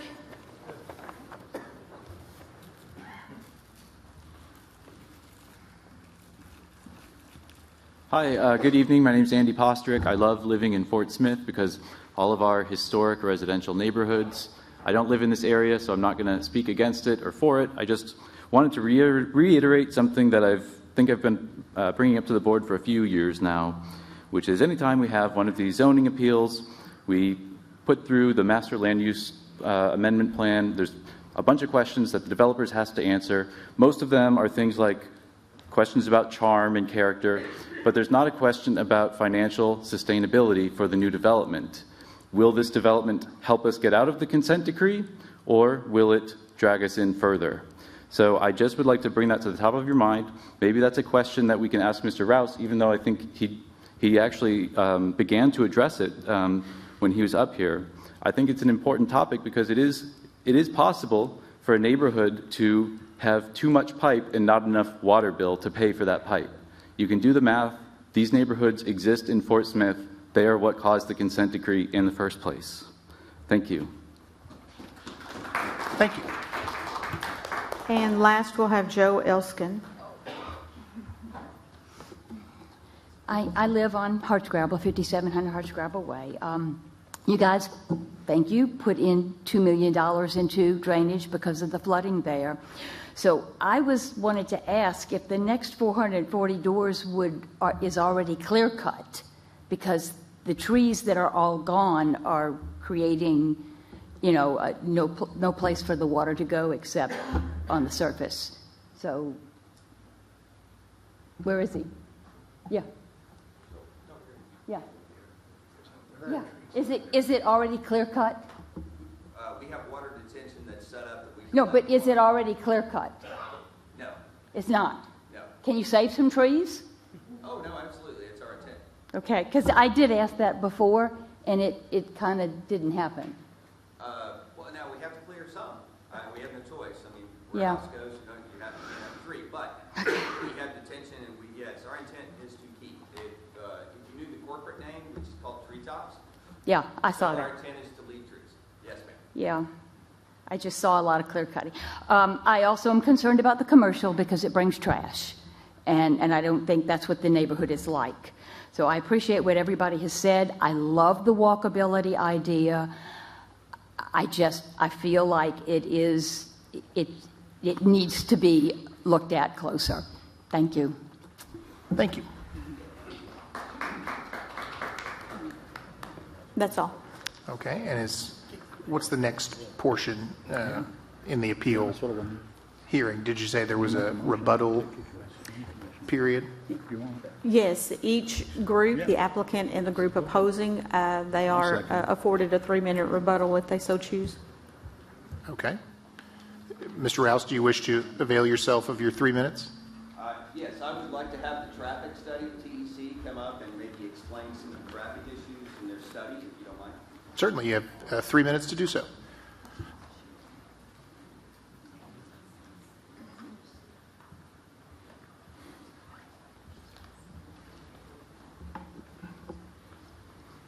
Hi, I'm Nathan Becknell, Traffic Engineering Consultants.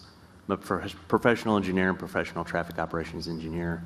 And one of the many things I do is traffic impact analysis for when people want to do things with their property. So usually what that means is that increases the amount of vehicles coming to a property and away from a property. And we do, according to your code, an analysis of that, and we analyze peak hours, because that's a worst case scenario. And we estimate how many trips are going to be generated by the development. So I've done that with this. You heard it mentioned that I did it on a conservative basis. The numbers that I had in November were based off of preliminary analysis because this is a rezone. They're still doing some preliminary plans. And they've subsequently found that they couldn't go as dense as they wanted. I believe it was for some sewer issues that they had where they couldn't go as high, as we've talked a lot about tonight.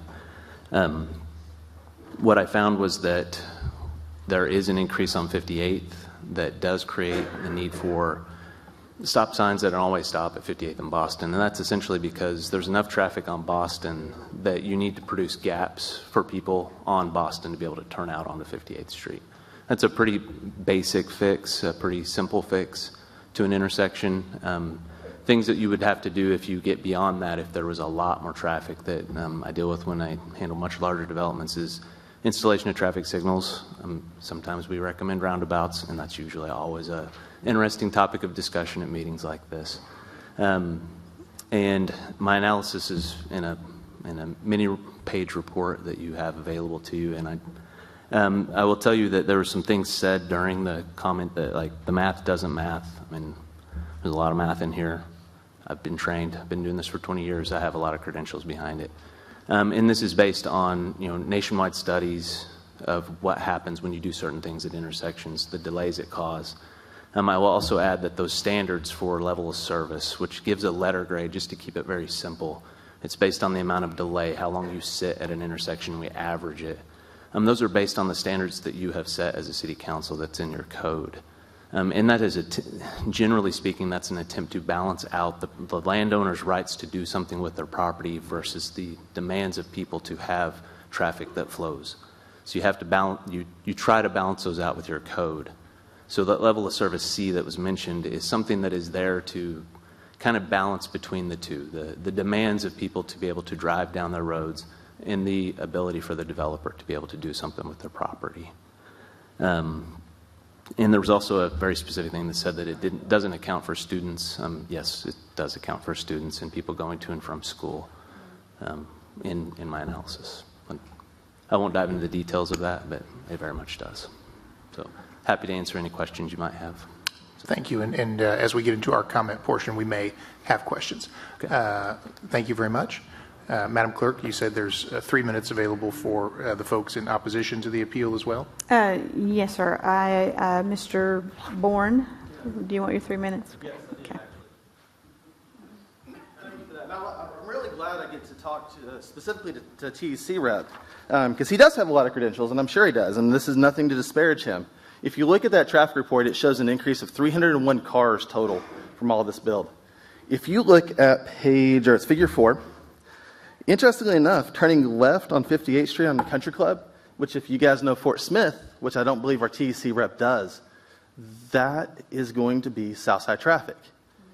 So we have 500 new builds coming in and not a single high school student going to Southside.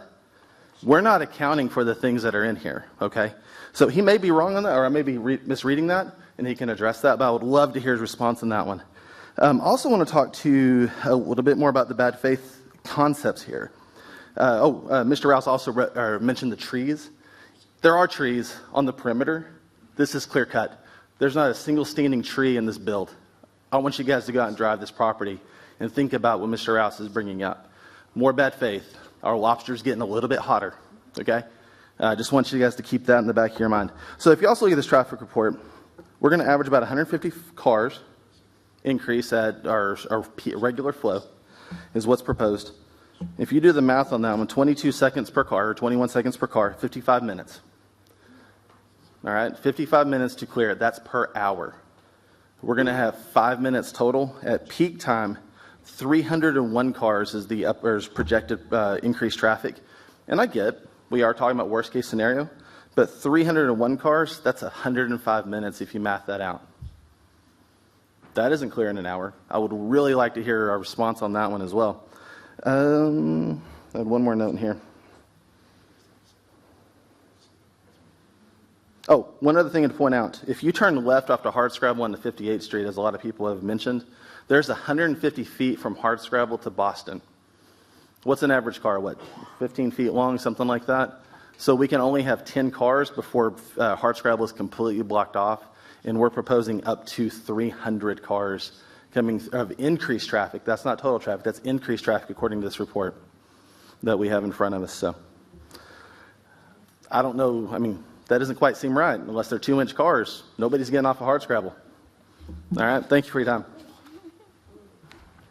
All right. Thank you to everyone who participated in this appeal comment process. Do we have a motion to adopt the ordinance with suspension of the rules?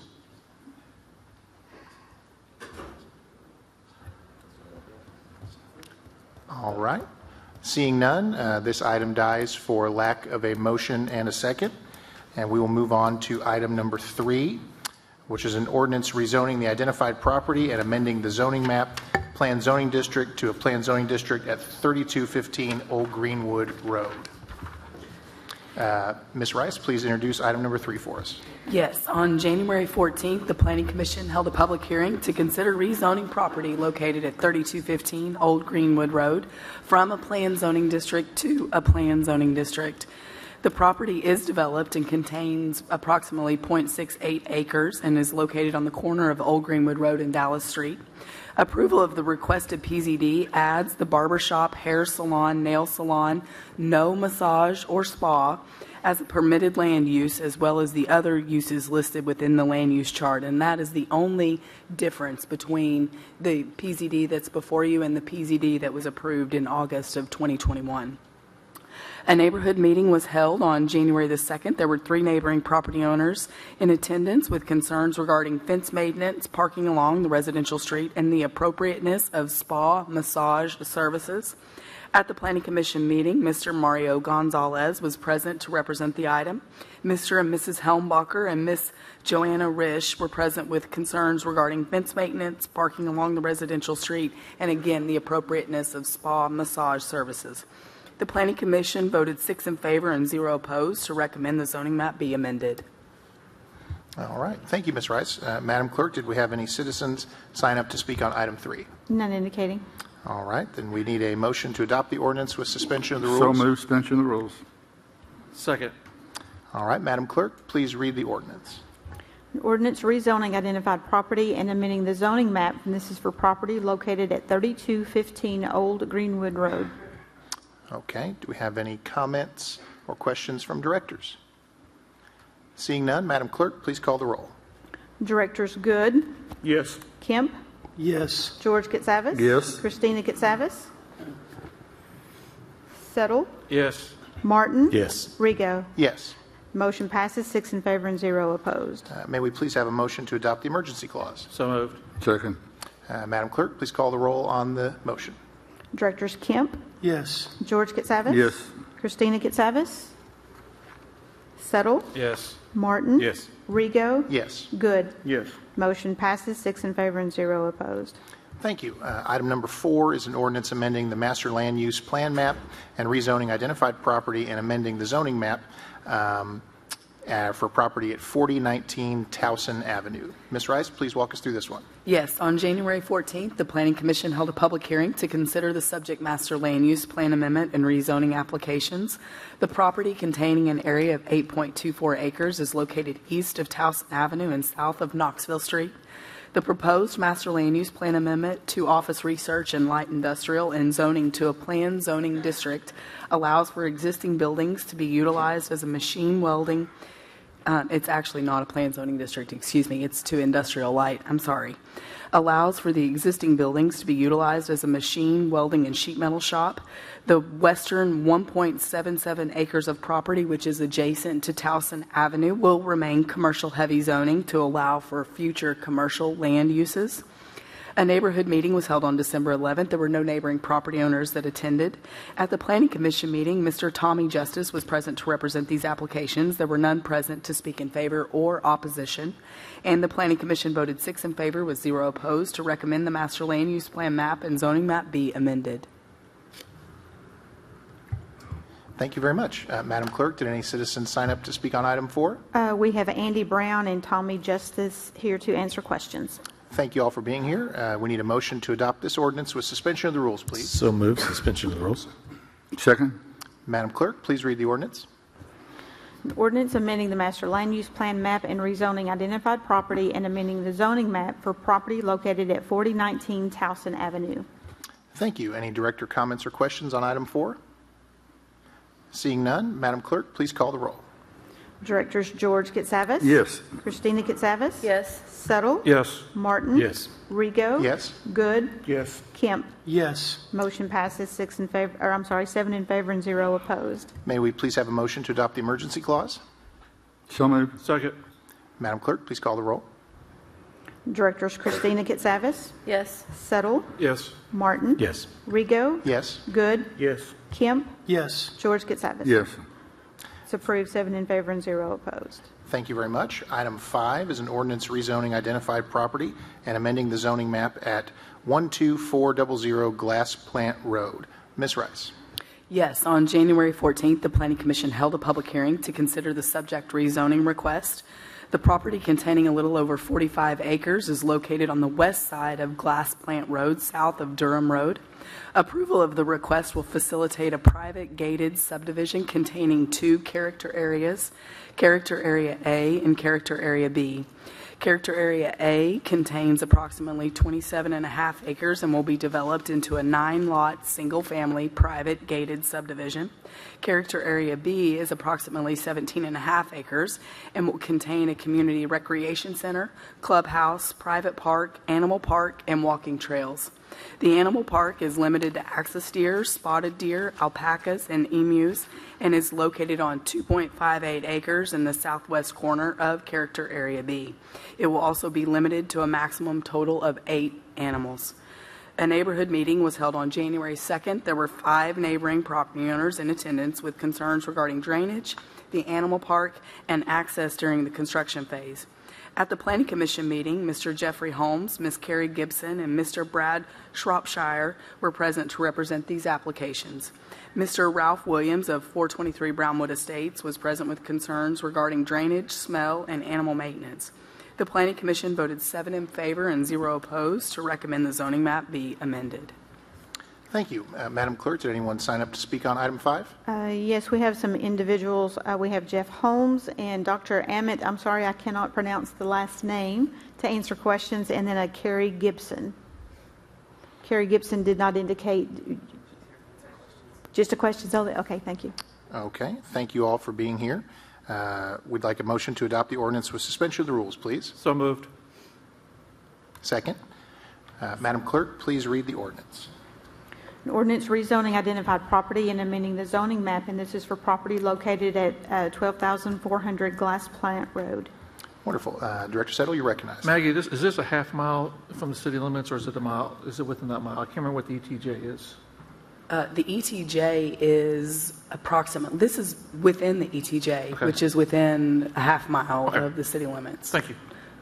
It's more than that. It's 2 miles, I believe. Okay, thank you. Yes. Director Martin, you're recognized. Maggie, water and sewer are those lines, all the lines to get to these, what I'm considering 3-acre lots, are they're paid by the developer? The developer will pay for the water lines. This property will not have sewer because it's within the extraterritorial jurisdiction. So what would they be on, septic? Septic. Okay. Okay. Any other questions from the board? Seeing none, Madam Clerk, please call the roll on item 5. Director Settle, Yes. Martin, Yes. Rigo, Yes. Good, Yes. Kemp, Yes. George Katsavas. Yes. Christina Katsavas. Yes. It's approved, 7 in favor and 0 opposed. May we please have a motion to adopt the emergency clause? So moved. Second. Madam Clerk, please call the roll. Directors Martin, Yes. Rigo, Yes. Good, Yes. Kemp, Yes. George Katsavas. Yes. Christina Katsavas. Yes. Settle. Yes. Motion passes 7 in favor and 0 opposed. Okay, items 6A and 6B are items relative to 7909 and 801 Veterans Avenue. These items must be considered separately. Item 6A is an ordinance rezoning identified property and amending the zoning map at 7909 and 801 Veterans Avenue. Maggie Rice, Ms. Rice, please walk us through this item. Yes, and I'm going to be reading the memo that's on page 214 because both these memos got swapped. They're both mini storage developments. Yes, sir. On January 14th, the Planning Commission held a public hearing to consider the subject rezoning and development plan applications. The property, containing a little over 2 acres, is located on Veterans Avenue, directly east of the Cahill Place and Veterans Avenue intersection. The proposed zone request and development plan facilitate the construction of 6 mini storage warehouse buildings comprising 59 non-climatized units totaling 8,980 square feet. Approval facilitates the conversion of an existing warehouse into a contractor shop with interior storage space and the ability to remodel an existing structure into an office building. Section 27707 of the Unified Development Ordinance sets design guidelines for mini storage warehouse land uses. The development complies with the high-quality facade materials, roof line pitches, wall insets, and the screening of mechanical units and trash receptacles. It also complies with the required masonry wall on the west side of the development adjacent to the right-of-way. The development received variances from the required 8-foot opaque masonry wall to be installed on the north, south, and east sides of the development, as well as the requirement to screen overhead doors from all sides. A neighborhood meeting was held on December 30th. 2 neighboring property owners attended the meeting and had no objections.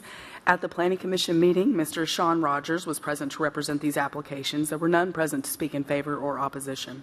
The Planning Commission voted 6 in favor and 0 opposed to recommend the Board of Directors amend the zoning map and approve the development plan for the mini storage warehouse non-climatized facility.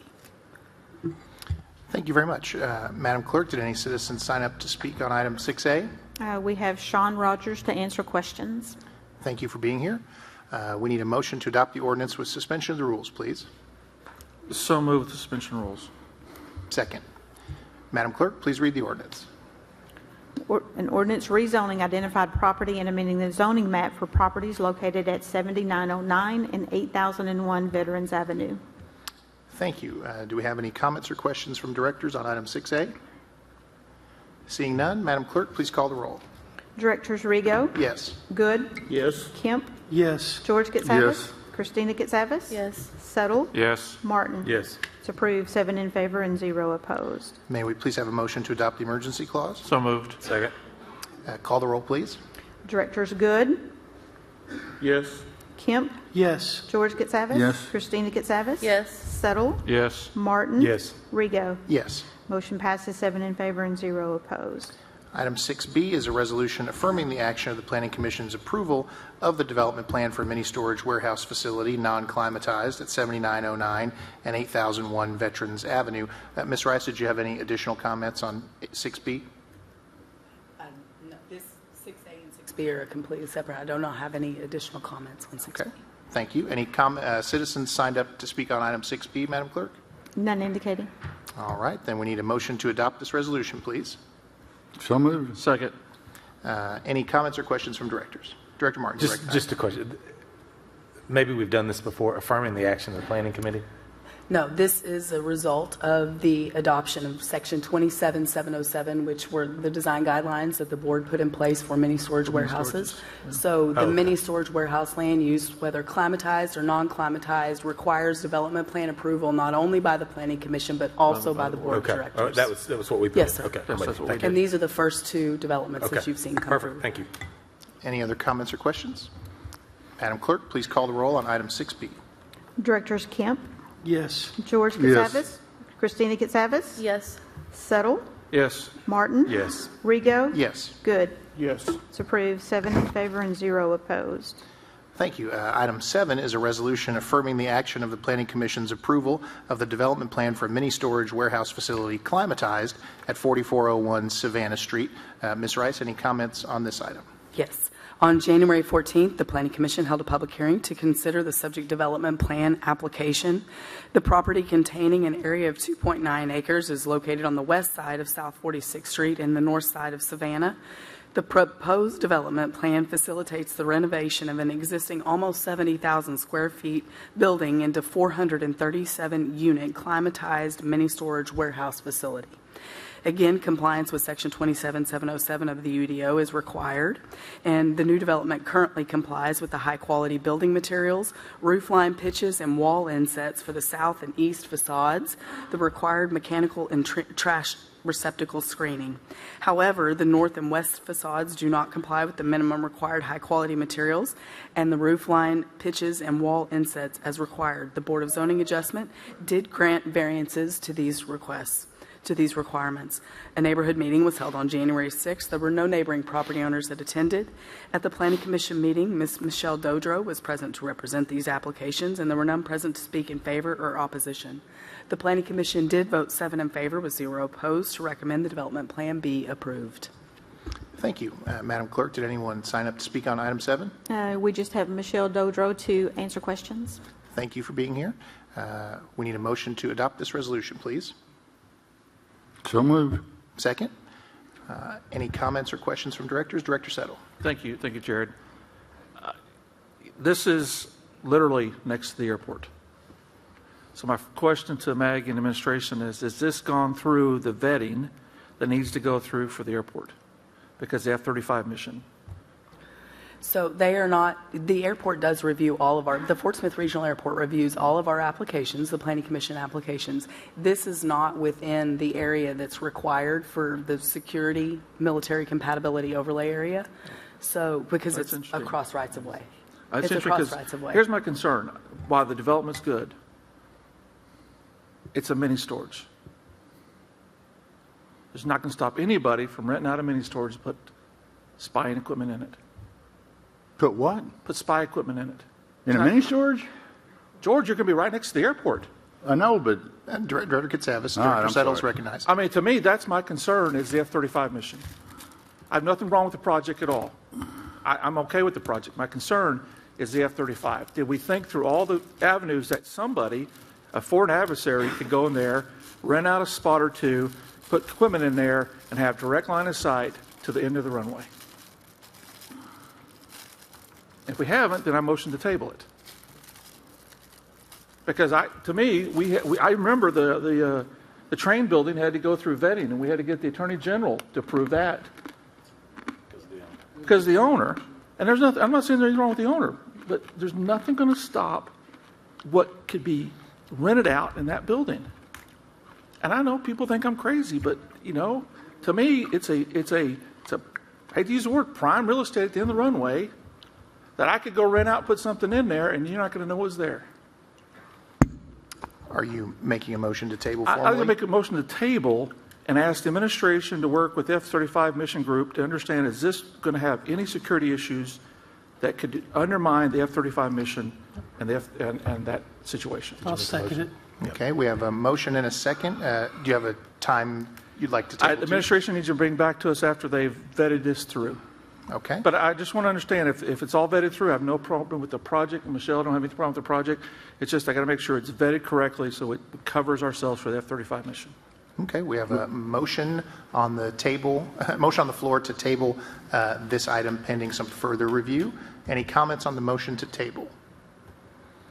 Seeing none, Madam Clerk, please call the roll on the motion to table. Directors George Katsavas? no. Christina Katsavas? Yes. Settle? Yes. Martin? Yes. Rigo? No. Good? Yes. Kemp? Yes. Motion passes 5 in favor and 2 opposed. All right, so we have tabled item 7 pending further review. Thank you, Director Settle. Item 8 is an ordinance adopting the Water Utility Advisory Committee Charter. This was tabled to the February 4th, this regular meeting, pending study session discussion. That happened at the January 7th regular meeting study, and also was discussed at the January 14th study session. Mr. McAvoy, do you have any introductory comments on this item? Yes. Basically, and I apologize, I was not here on the 14th. I thank the board for allowing me to recoup from pneumonia and Mr. Dingman from presenting that. We did capture all of the comments that we could. We went back through the audio several times, and what you have is both the ordinance and a clean copy, and I believe a red line copy to show what was changed. Okay, thank you. Madam Clerk, did any citizens sign up to speak on item 8?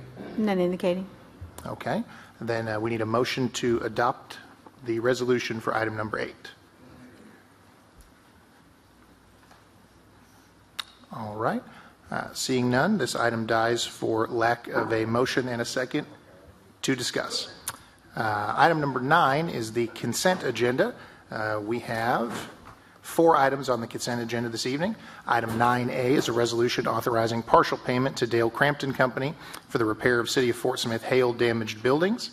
Item 9B is an ordinance declaring an exceptional situation and waiving the requirements of competitive bidding and authorizing the purchase and installation of 2 20-inch Inserto waterline valves from the Consolidated Pipe Supply.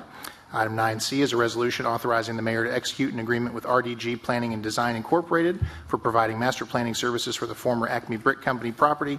And item 9D is a resolution authorizing the purchase of 2 commercial front loaders. Does any board member desire to remove any item from the consent agenda for separate consideration? Director Martin, you recognize. Item C. 9C. 9C, I agree, C. For a separate vote. Is that correct? Is that right? For discussion or a separate vote? Separate vote. Separate vote. Thank you. Okay. So, separate from 9C, do we have a motion to adopt consent agenda items 9A, B, and D? So moved. Second. Madam Clerk, has anyone signed up to talk about items 9A, B, or D?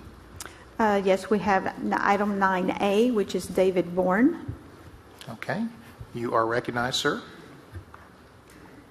Very quick, I actually just had a question on this, if we can clarify. As that reads, we're taking money again from the water and sewer fund?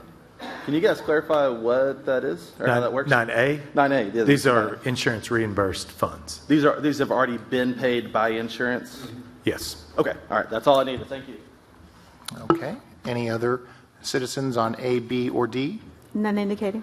Okay. Any director comments on 9A, B, or D? Seeing none, Madam Clerk, please call the roll on items 9A, B, and D. Director Settle, Yes. Martin, Yes. Rigo, Yes. Good, Yes. Kemp, Yes. George Getsavis. I'm sorry? Yes. Okay. Christina Getsavis. Yes. Motion passes 7 in favor and 0 opposed.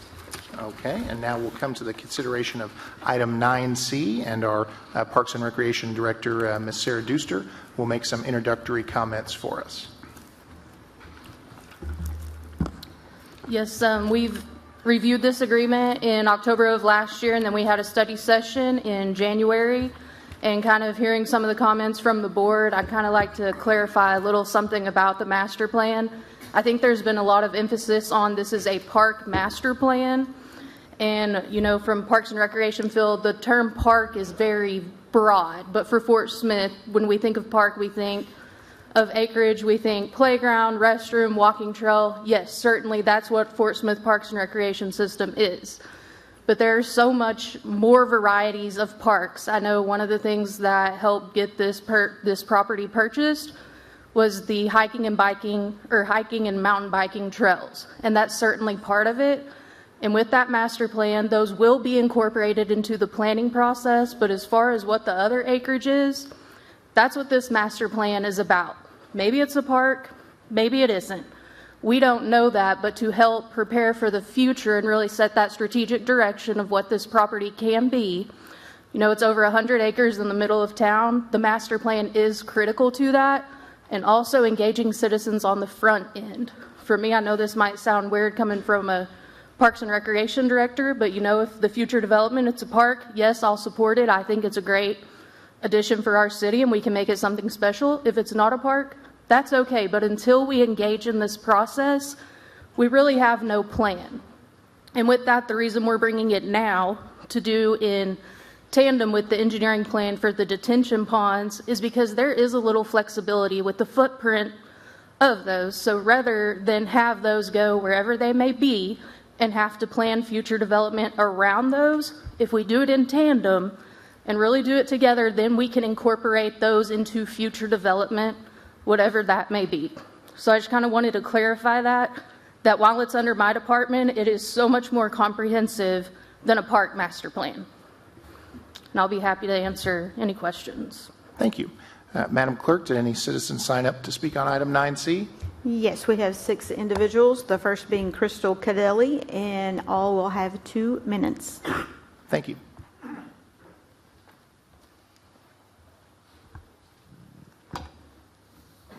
Good evening. Due to growing up in the city and the love that I have for it and wanting my children to stay here for selfish reasons, I've done a lot of research.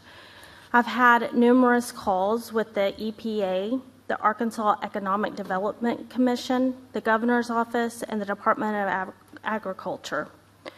And through all of my conversations and research, the conclusion that I came to is that Fort Smith is in a financial crisis. The true reason why we need these 3.5% sewer rates is because we don't even qualify for a low-interest federal loan that cities get for situations like our consent decree. It would be like me wanting to buy a $2 million house on a $50,000 budget. It doesn't balance. And what we need to be doing is we need to be looking at tightening our belts. We keep saying this and saying it and not doing it. We do not need to build any other parks. We need to maintain the parks that we have, keep them nice, keep them pretty. We have plenty of them. And take some of that parks budget and put it towards our infrastructure issues. We should build the retention pond at ACME Brick. We should get the land ready for development. It's prime location.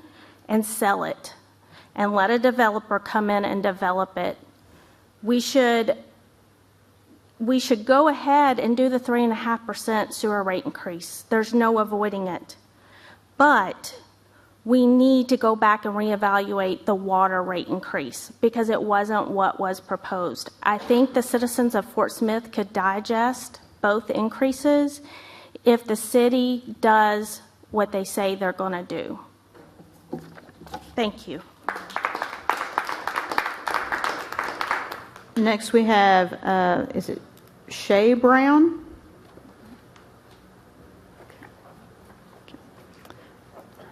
After Mr. Brown, we'll have Dr. Charlie Hartsfield. Good evening, members of the board and fellow residents. I want to voice my support for the master plan for the former ACME Brick property.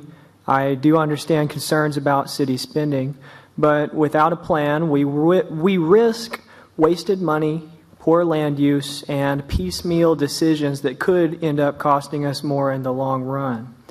This property has real potential, whether for recreation, environmental improvements, or other community benefit, but if we don't plan ahead, we lose control over how it develops, and that's not a risk we should take. This land will be developed one way or another.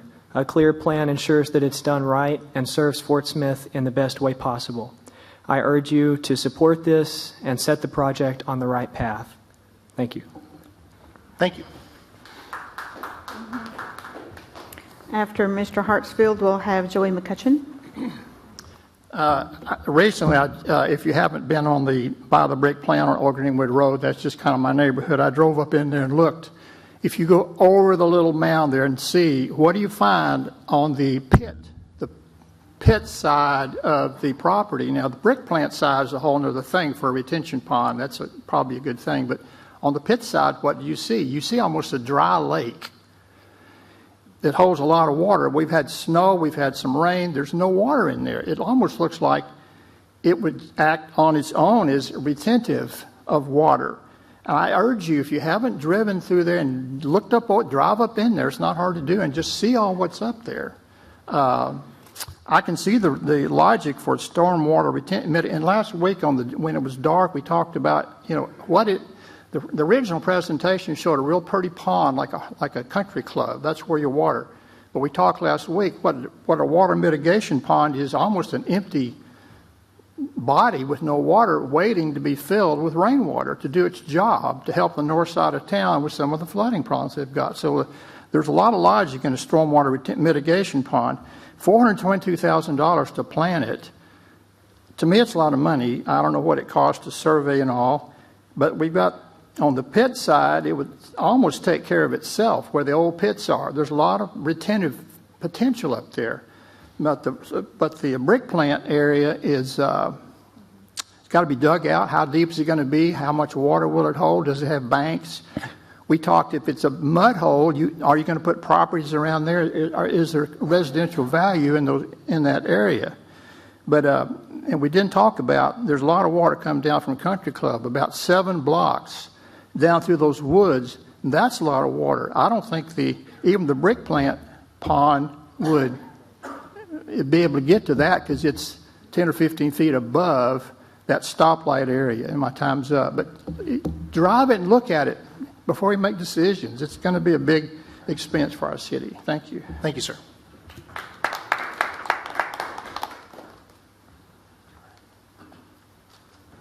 After Joey McCutcheon, we'll have Chris Cadelli. I mean, it just seems like that we have a fetish for parks in this city. We've heard about the crises. We've got a bond crisis. We've got a raw sewage crisis. $422,000 for master planning, not to mention all the other costs that are going to come over the years. And then we get down to the last paragraph and we talk about the project aligns with the goals of the comprehensive plan policies. Well, sure it does, because the people were asleep when all these were passed. Increase the use of parks, open space, and recreational planning to improve the health of Fort Smith. increase the amount of open space and opportunities for recreation throughout the city, ensure adequate, well-maintained infrastructure. Finally, we get to one that really has meaning, is the flooding, Mr. Good, the flooding in your community. You know, we talked about that. That's what we should be focused on. The flooding, the filth that is being passed to the community on the north side of town. Not building another expensive recreational area. I think this board needs to do a study before the people, in addition to what they're doing in these meetings that they have at different parks. I think this board needs to look at how many parks are we going to have?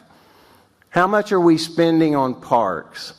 How much are we spending on bike trails? Because this is really what this is about. This project was purchased for what's in this plan, mountain biking and hiking, and I love all those things. But this city's in a crisis, Mr. Rigo, a financial crisis.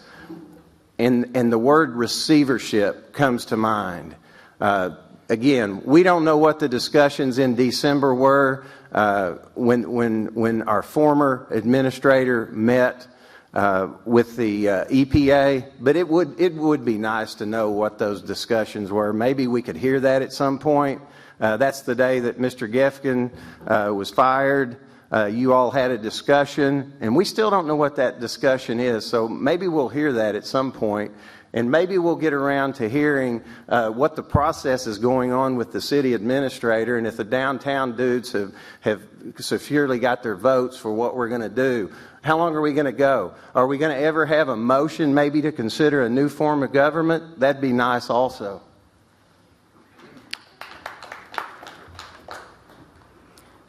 After Mr. Cadelli, then we'll have Joe Elskin, and she'll be the last speaker.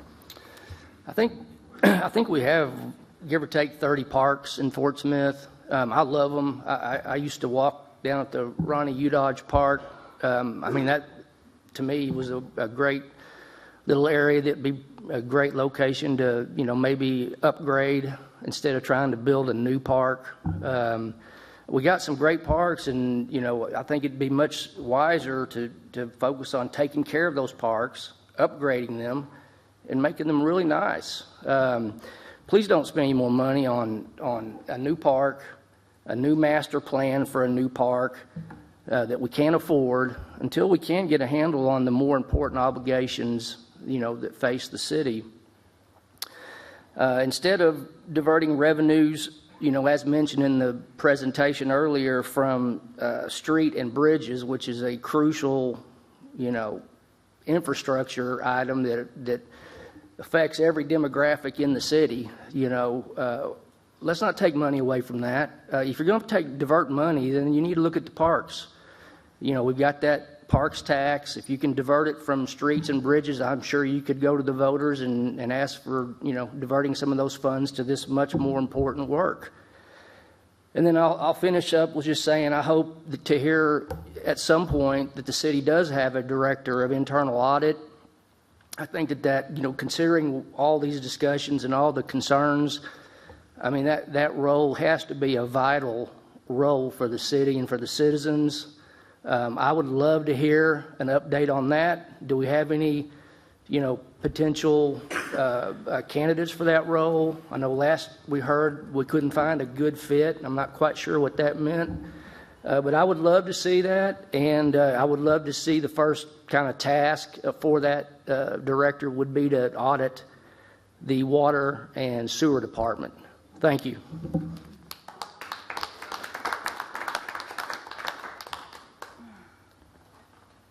Thank you. All right, I know it's been a long night. I wanted to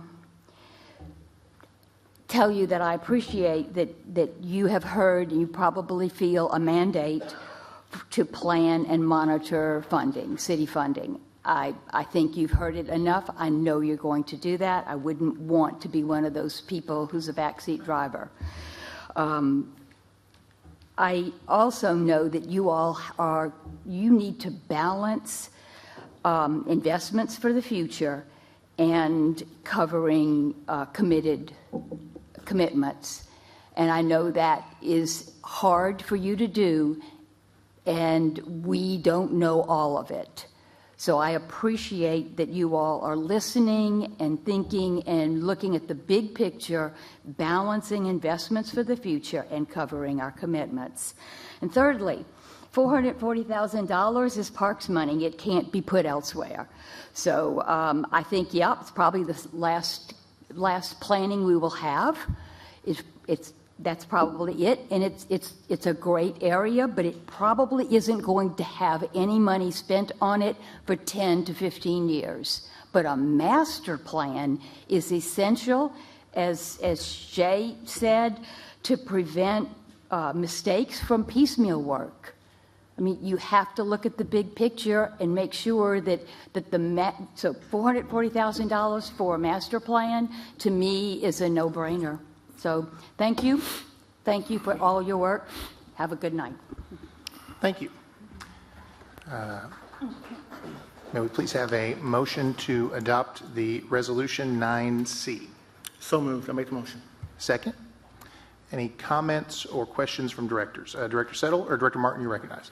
I guess, Jeff, I know I saw the funding, the departments that are going to fund this. Can you give me a breakdown of the percentage of funding? I saw engineering was going to pay for some, parks was going to pay for some, streets was going to pay for some. Can I get a breakdown of that, what that percentage is? Sarah is ready to address that question. Yes. So that funding breakdown is the same breakdown as the allocation for the purchase of that price, and it comes out to about 61% from our Parks and Recreation budget, 39% from that 1% sales and use tax for streets. And if you want the exact numbers for Parks budget, it's about $258,000, and from the engineering 1% sales and use tax, about $163,000. And are you cutting anything from your streets budget or your parks budget, or was this already budgeted in? No, this was already budgeted in both programs. Okay. Okay, thank you. Director Settle, you recognized? Thank you, Jared. There was discussion at the last time we voted on the flood mitigation. There was a discussion, are we going to keep the pond full or are we going to let it go empty? I'm an engineer, I'm a long-term planner, but until I know that, I don't think we even talk about this, because that discussion, if we're going to have a full pond and have 50 million gallons on top of that, are we going to let it do what I talked about, which is typical, fills up and it drains out and it goes dry? That discussion needs to happen from this board, and we need to decide that, because then it's going to have a cost impact. It's like $5 million for the dry version. What's it cost to keep the pond full? What's that cost? I think those discussions should happen way before we even talk about this. I understand there needs to be some coherentness, but I think we're a year before we should talk about this, because the board needs to have those discussions about the cost and what we're going to do is full or empty, and then we decide if we're going to continue on. But if it's a vote tonight, I'm going to vote against it, because I think that discussion needs to happen before we talk about this. If I can kind of speak to that, the agreement that we're bringing to you, it essentially develops three broad conceptual plans, and there are plans to say, okay, if we do this with a wet pond, then these are the amenities. What will that cost? Which actually will factor in future if we decide to go to a wet pond, and also plans that incorporate development based on a dry pond. So you'll have those, and at the end of the part of the agreement that's being presented for consideration, you'll have a financial plan and an operational cost model for that for all three plans. So it's what will this cost, not only the initial upfront cost, but perpetual maintenance based on what those amenities or any kind of mixed-use development is, based on discussions we have with key stakeholders, with the board, administration, and through our public engagement sessions. Sarah, I appreciate that very much. But I do remember when we had the talk about the bike park, there was a lot of private people that said, if we buy it, there'll be some money there from the private side. To my mind, if the private group that was here really wants to turn this to a mountain bike park, then I think the private team should be funding the study to tell us what exactly needs to be done. Go ahead. Director Kemp, you recognized. Jared, I got a quick question too. Well, I was definitely one in the dark night vote that we were sitting here trying to work through things, saying I thought this was going to be wet and not dry. I have concerns about this idea of being it dry. I think you're going to have massive amount of mosquitoes created from water. Then things are dry, but they're not dry. But I did have a good discussion with Ms. Duster, and a few things I just want to point out. I mean, I would be amenable to tabling it, but I personally have seen that she has tightened her belt. She did drop the cost down to the services that we need. And I understand the tension that we're talking about here, because I am feeling it. But if we can identify what can be sold, then we bring the private market back in, and we immediately, without any detriment to what we might want to do, can maybe get the whole thing paid for. You know, we got really nice houses right next to this stuff, and we dig a big hole in the ground. What about those residents? I mean, we've heard a gentleman in here tonight say he lived in the area. I mean, there's, to me, responsible government here. I mean, I know we need to take care of the consent decree. I am advocate of tabling it to get the information. I voted for that. But at some point, we also have the do-right rule of good business. And I appreciate her department making the cuts that she said. She was like, well, this will at least give you some deliverables so you'll know what you can market, what kind of money return could we even get from it. And as she said in her presentation, even if we get to the idea that it's not a park, then so be it. Or maybe by doing this, I know I've received 2 emails of advocates for this. Maybe they are connected to this private group that wants to step forward. I would love to consider this seriously, and if we need more time, then so be it, versus voting it down. I think if we vote it down, we're losing the idea of what marketability we have. We're impacting property values of residents that live near this park. And then we also have furthermore, you know, sequestered 111 acres for what? And I just think that that's bad business. So I think we ought to figure out some way to make business sense of this. If it doesn't fit right now and we want to see a quarter or two of tax money come in and see how things are really flowing in the economy, I'm for it. But I'm for this idea of figuring out what can we do with this land. Where can we get an ROI out of it? Thank you. Director George Kitsavis, you're Sarah. recognized. I've noticed, I've been through by the park, you have a couple of vehicles out of commission, dump truck and something else? We do. We have a flatbed and a dump truck. And how much to replace them? The dump bed will be about $95,000 and the standard pickup truck about $65,000. So why haven't we replaced it? We've requested replacement the past 2 years, but that Because you don't have the money. It's a capital request. We make that to administration, and then they make the final recommendation to the So board. been going on 2 years? We made the request for 2 straight years. So that tells me that there's no money. If you have to wait 2 years to get a dump truck and a flatbed, there's no money, correct? All I can do is make the request, but we're one department of a lot throughout the city, so. Is that a different fund from this? It would be, yes. And I mean, again, any capital needs, they have to go to the board for approval. And last year, I know what our equipment needs, they weren't in the final new needs the board approved. 2 years? Yes. That shouldn't, 30 days max to bring it to the board. There's no money. That's what this whole thing's about, is money, money, money everywhere. This never made it to us, it sounds like. Huh? This looks like this never made it to the board to even consider. 2 years? I would say for the 2025 budget, we haven't brought several new needs requests. Because we don't have the money. Yet. Because we're spending money we don't have, period. Director Christina Kitsavis, you're recognized. Thank you, Sarah. Yeah, by the way, you're doing a good job. I'm happy. We have a with it. great staff. Thank you. I forgot what I was going to say. Well, I will say, you know, initially when we discussed this, it was part of our big ask to the Walton Foundation. And I know that we have to have something to present to them for the possibility of getting some of this paid for. This property sat on the market, I think Gannon Cooper had it listed for 2 or 3 years, about 3 years. So the idea of getting a private person to come in and take it over, I don't know that that's doable, but I do think we can break off the frontage and sell that to developers along Old Greenwood Road and probably get our money back, if not make a profit on that. And I'd be interested to see that, and I think that we need a plan to get that done. So, I would be interested in moving forward that way. Thank you. Thank you. And I have a few comments, if I may. We voted unanimously in late 2023 to acquire this property, and I think it's a valid question to ask to the 6 of the 7 us, exempting Director Kemp. It was a unanimous vote, and if there are folks that are,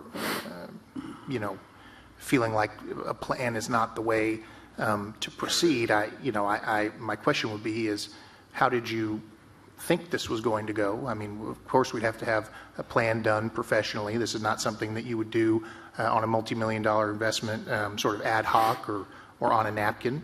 I think Director Christina Kitsavis's point is very valid about if we are seeking private sector partnership and investment, which I imagine we would be, and we would be foolish not to, they're going to want to see a real plan from a real entity before they choose to invest in a piece of property in a partnership with us.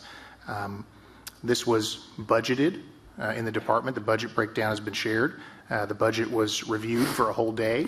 The budget was approved by this entity, and I would hope that if this is something that fails tonight, that a resolution would come forward from a colleague who voted this down to repurpose this funding, because I think the worst possible outcome is nothing happening and money just sitting there and not doing the work that it was budgeted and appropriated for. That's sort of a double loss if it just sits there and there's no plan moving forward. Any other comments before we vote on item 9C? Director Good. Thank you, Vice Mayor. Yeah, just a couple of comments on, I know how I'm going to vote, but yeah, I definitely appreciate all the conversation, the discussion, and the concern about how the city spends its money. Just want to touch a couple of topics. One, let's talk about how we, tell staff how great a job they're doing when they're making their presentations, but yet we undercut them, and when it's time for us to vote and talk, we don't comply. We don't show that same support, but we give them lip service. And speaking of lip service, for those folks that use the north side as a talking point, we have 3 at-large directors, always have.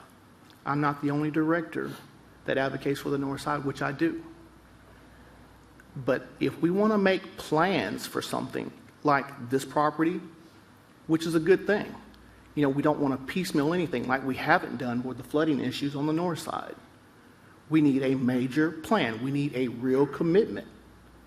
So I ask all my fellow board members, if the flooding issue is the big concern, and if we're going to use the north side as a talking point, stop. Let's make a commitment to do it. Let's make a master plan to do it. There have been other issues in the way that are hampering that, and we've discussed it with our former city administrator, Stan, all the department heads that are involved. But I'm of the opinion, and it's a strong opinion, that if we don't have some kind of plan and we have property that we're dealing with, it is going to be piecemealed. And then you're going to be hamstrung when it's time to put a plan together. So I'm all for seeing what's possible with this. Yeah, we talked about wet or dry, what to do with it. But again, we might not do anything with this for a while, but it's ours to do something with. So we need to make that commitment to figure out what it is that we have and what we're going to do with it. And I ask you to do the same thing with the north side, since flooding is part of this project's purpose. Thank you. Director Martin, you're recognized. So I think the way I understand it, just kind of speaking to Director Good's point, we are moving forward on the detention ponds.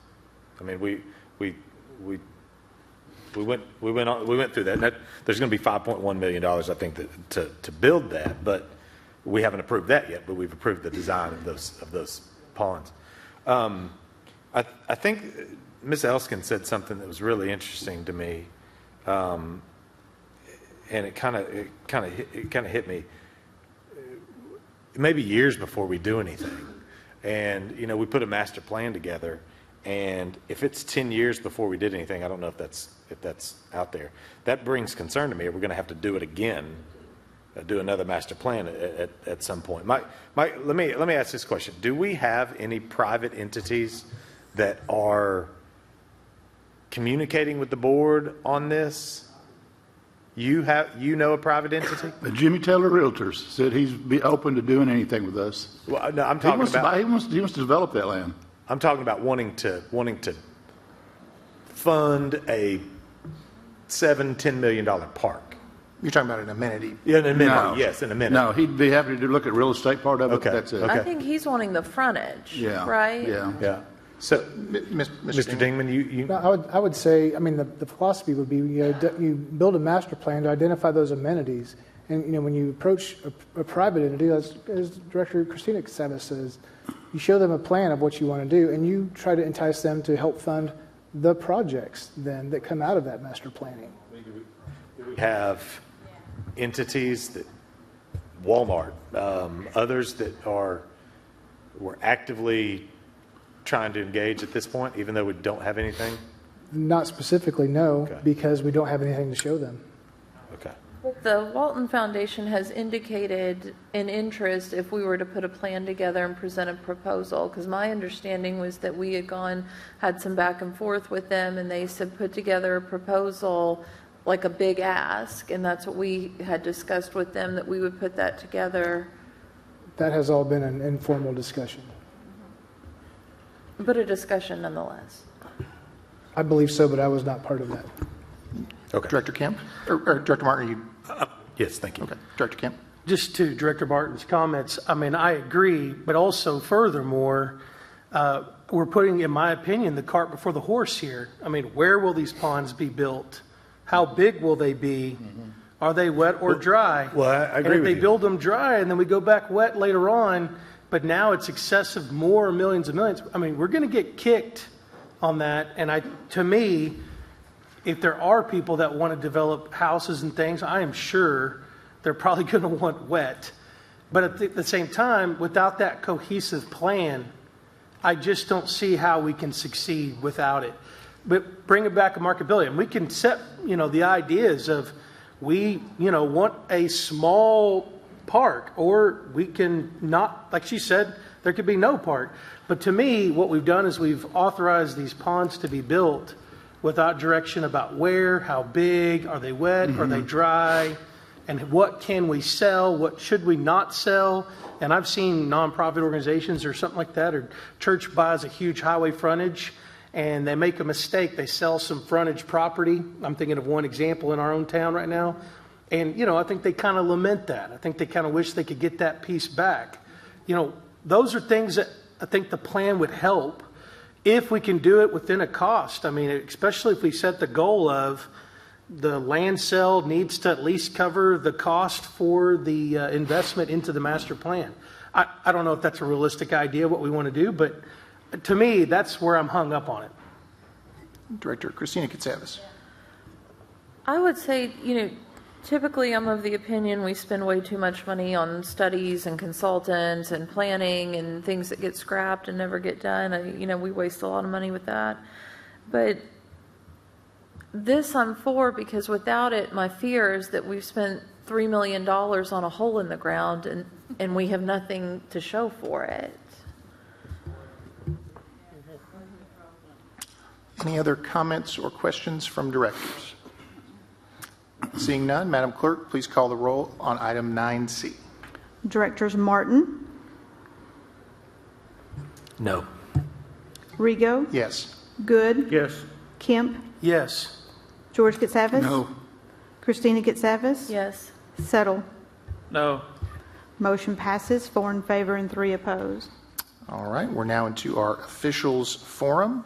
I don't believe the mayor shared any notations for me to share with the group.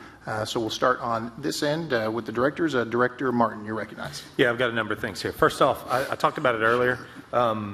There is some, I believe, disagreement or not disagreement between me and Lance regarding equipment staffing for equipment and staffing for utility or for water leaks. One of the first actions that I took as a board member is on February 5th of 2019, nearly 6 years ago, we approved almost $800,000 for staff and equipment.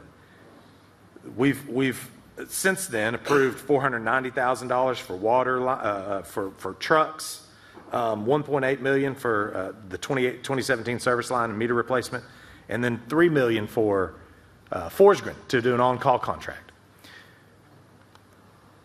I would like to have a study session to assess where we are from equipment and staffing perspective, because I don't think we have, I think the original in February 5th of 2019, we're supposed to have 10 crews, 3 people apiece, and the equipment associated with it.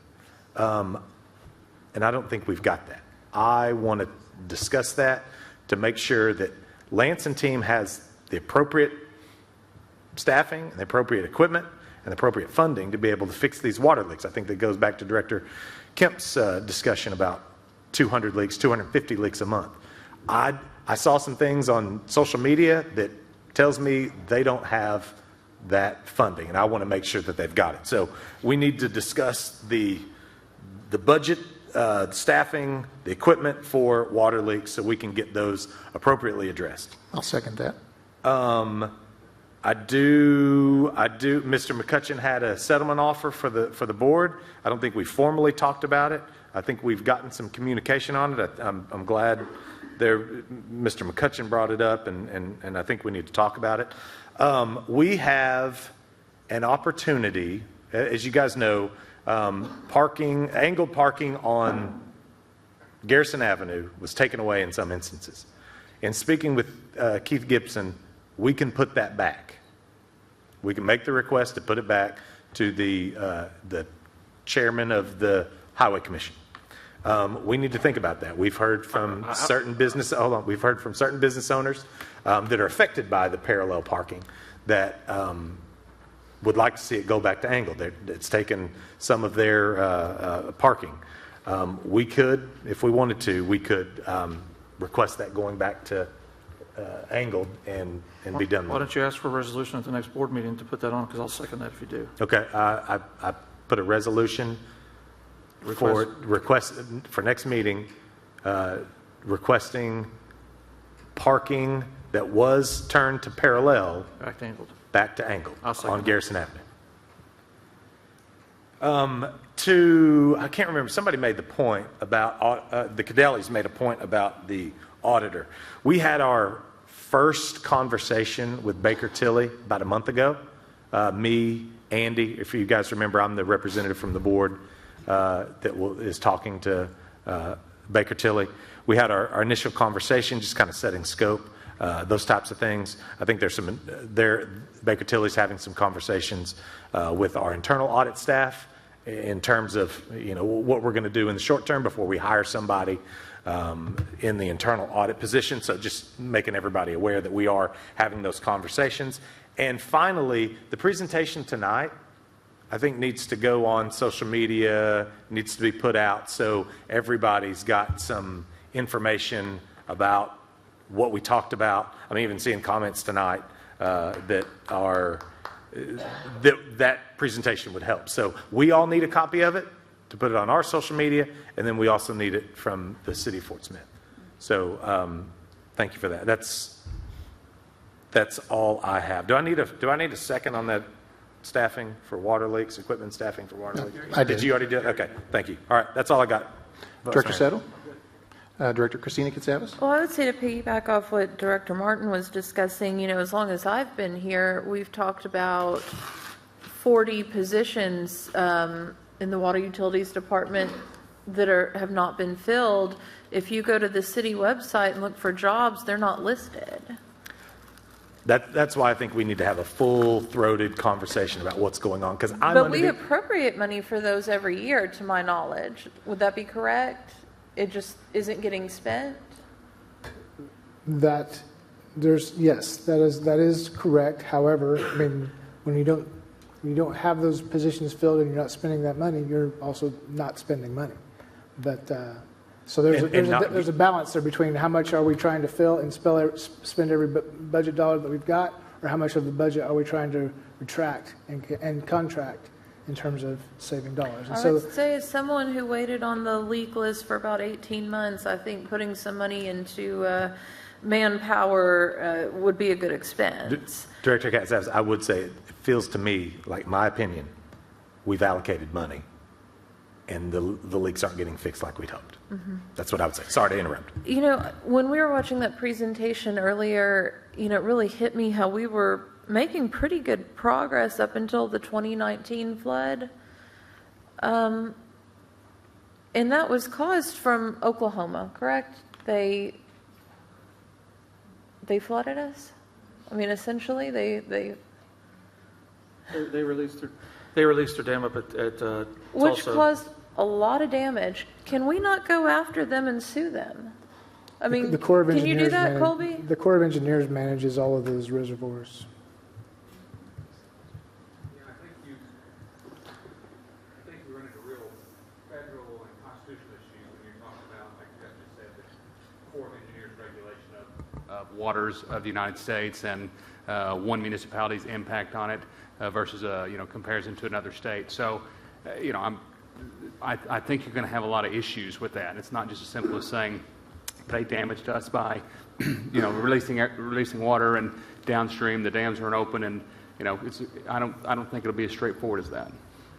Because I mean, really, they didn't make us whole. They gave us 75% back, for the pump stations and things. But I mean, they set us back. They set our progress back.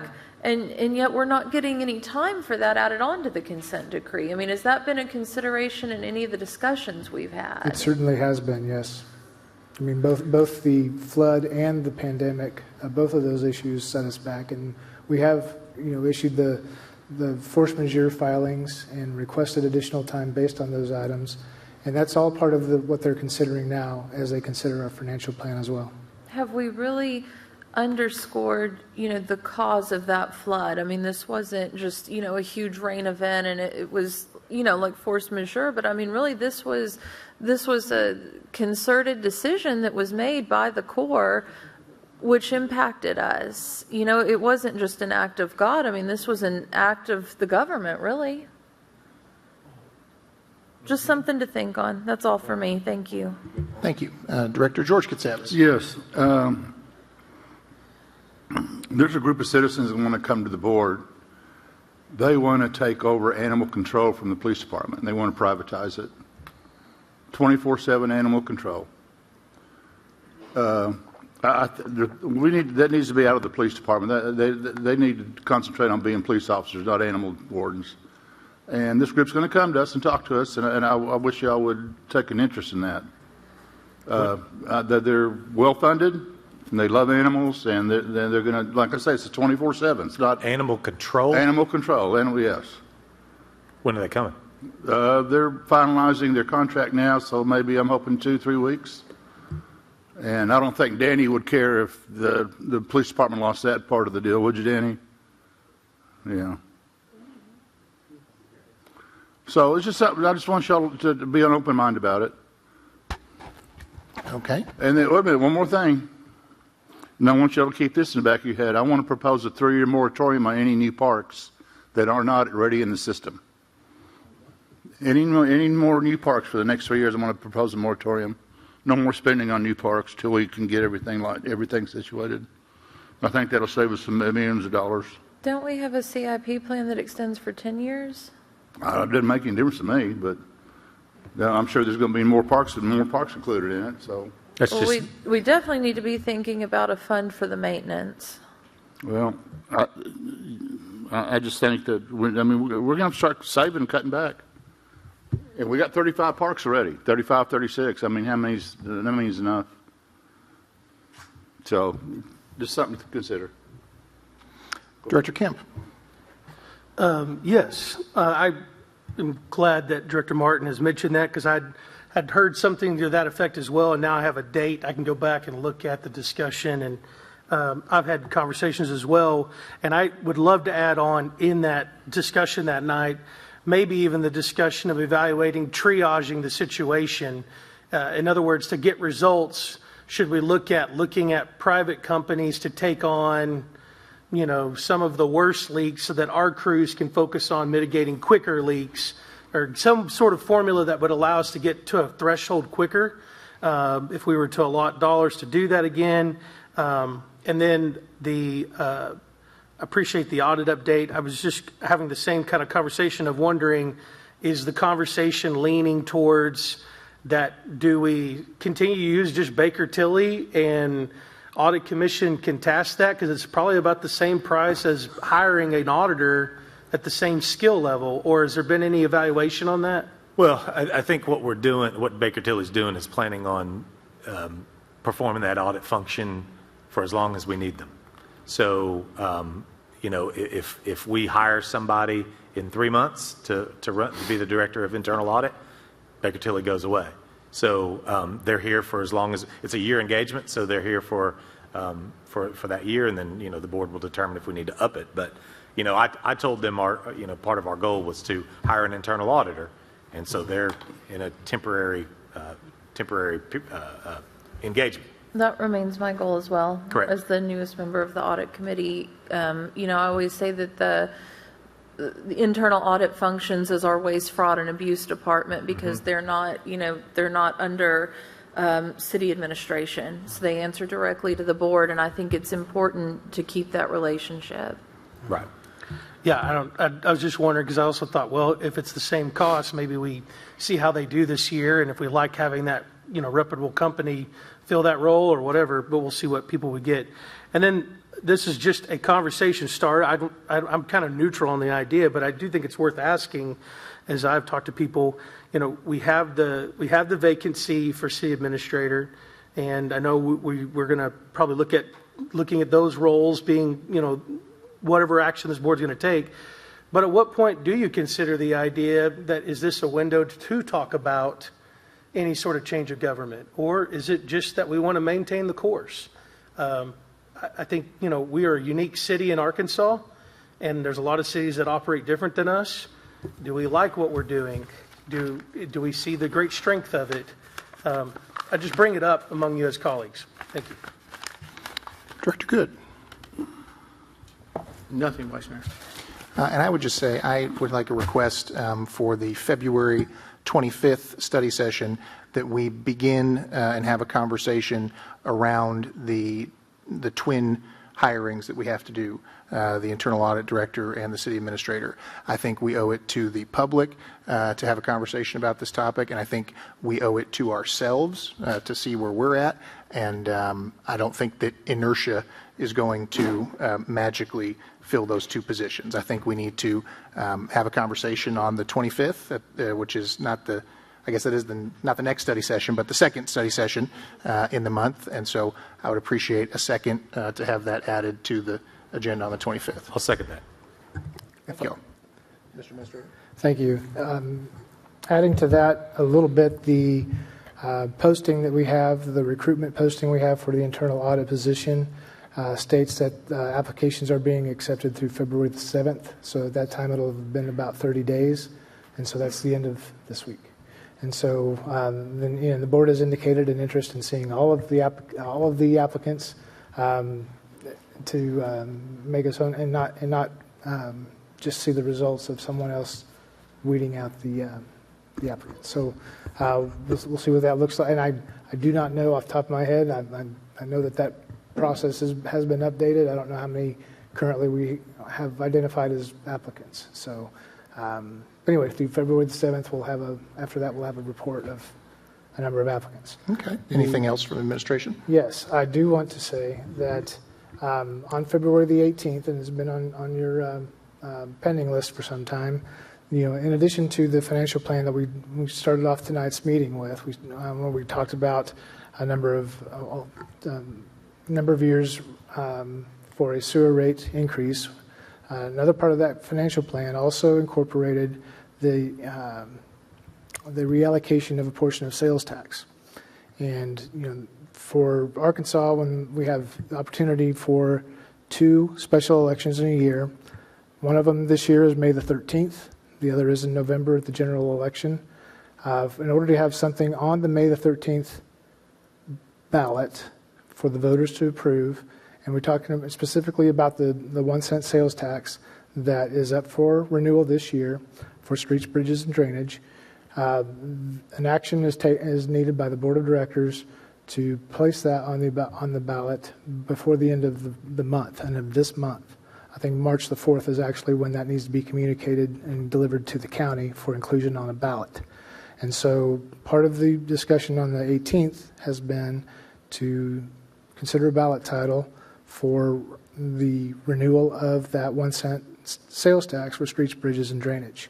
And then, therefore, and then if we do something in addition to that, to reallocate a portion of that to consent decree purposes, then that was part of that discussion as well. Bond Council has been working on sample ballot titles for that type of action, and when I have something to share in that regard, then I will share it with the board. But it is intended for at least initial sharing with the board and discussion on the February 18th meeting. Of course, there are a few days left in February after the 18th where we could consider it a little bit later in the month. But I'm just telling you and reminding you that we do have a deadline to be included on the May the 13th special election ballot. Are you going to bring this up next week at the study session, so we can start discussion then? We certainly intend to do that. Yes, sir. I think that'd be a good start.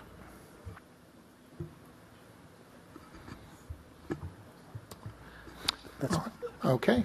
Thank you all, Director Kemp.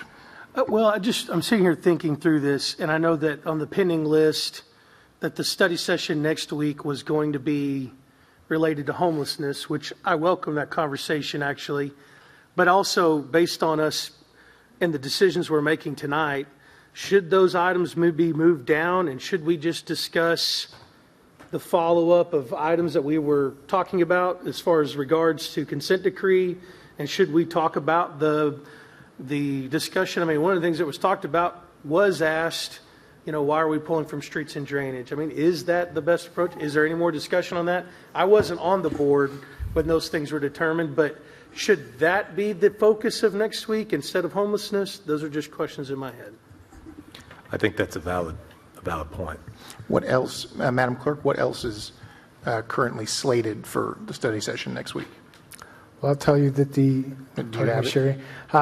we do need to have a discussion of the renewal of the city's fleet and property insurance, although it shouldn't take very long. We do have March the 1st, we do need to take action early in March about renewal of that. So typically for the study session in February, we do have a discussion related to that. So the fleet item needs to stay? It does. Okay. Well, the other items we have are related to the limited claims policy, which can certainly move, and then the several items that we've identified in terms of homelessness, which is a larger discussion and could potentially, it needs to have its own meeting, frankly, instead of being included with several things. That certainly could move. See, my consideration would be, let's move the water leak conversation and the follow-up of things that we all are wanting to know before we vote, and put that on the study session for next week. I'll second that. I'm good with that.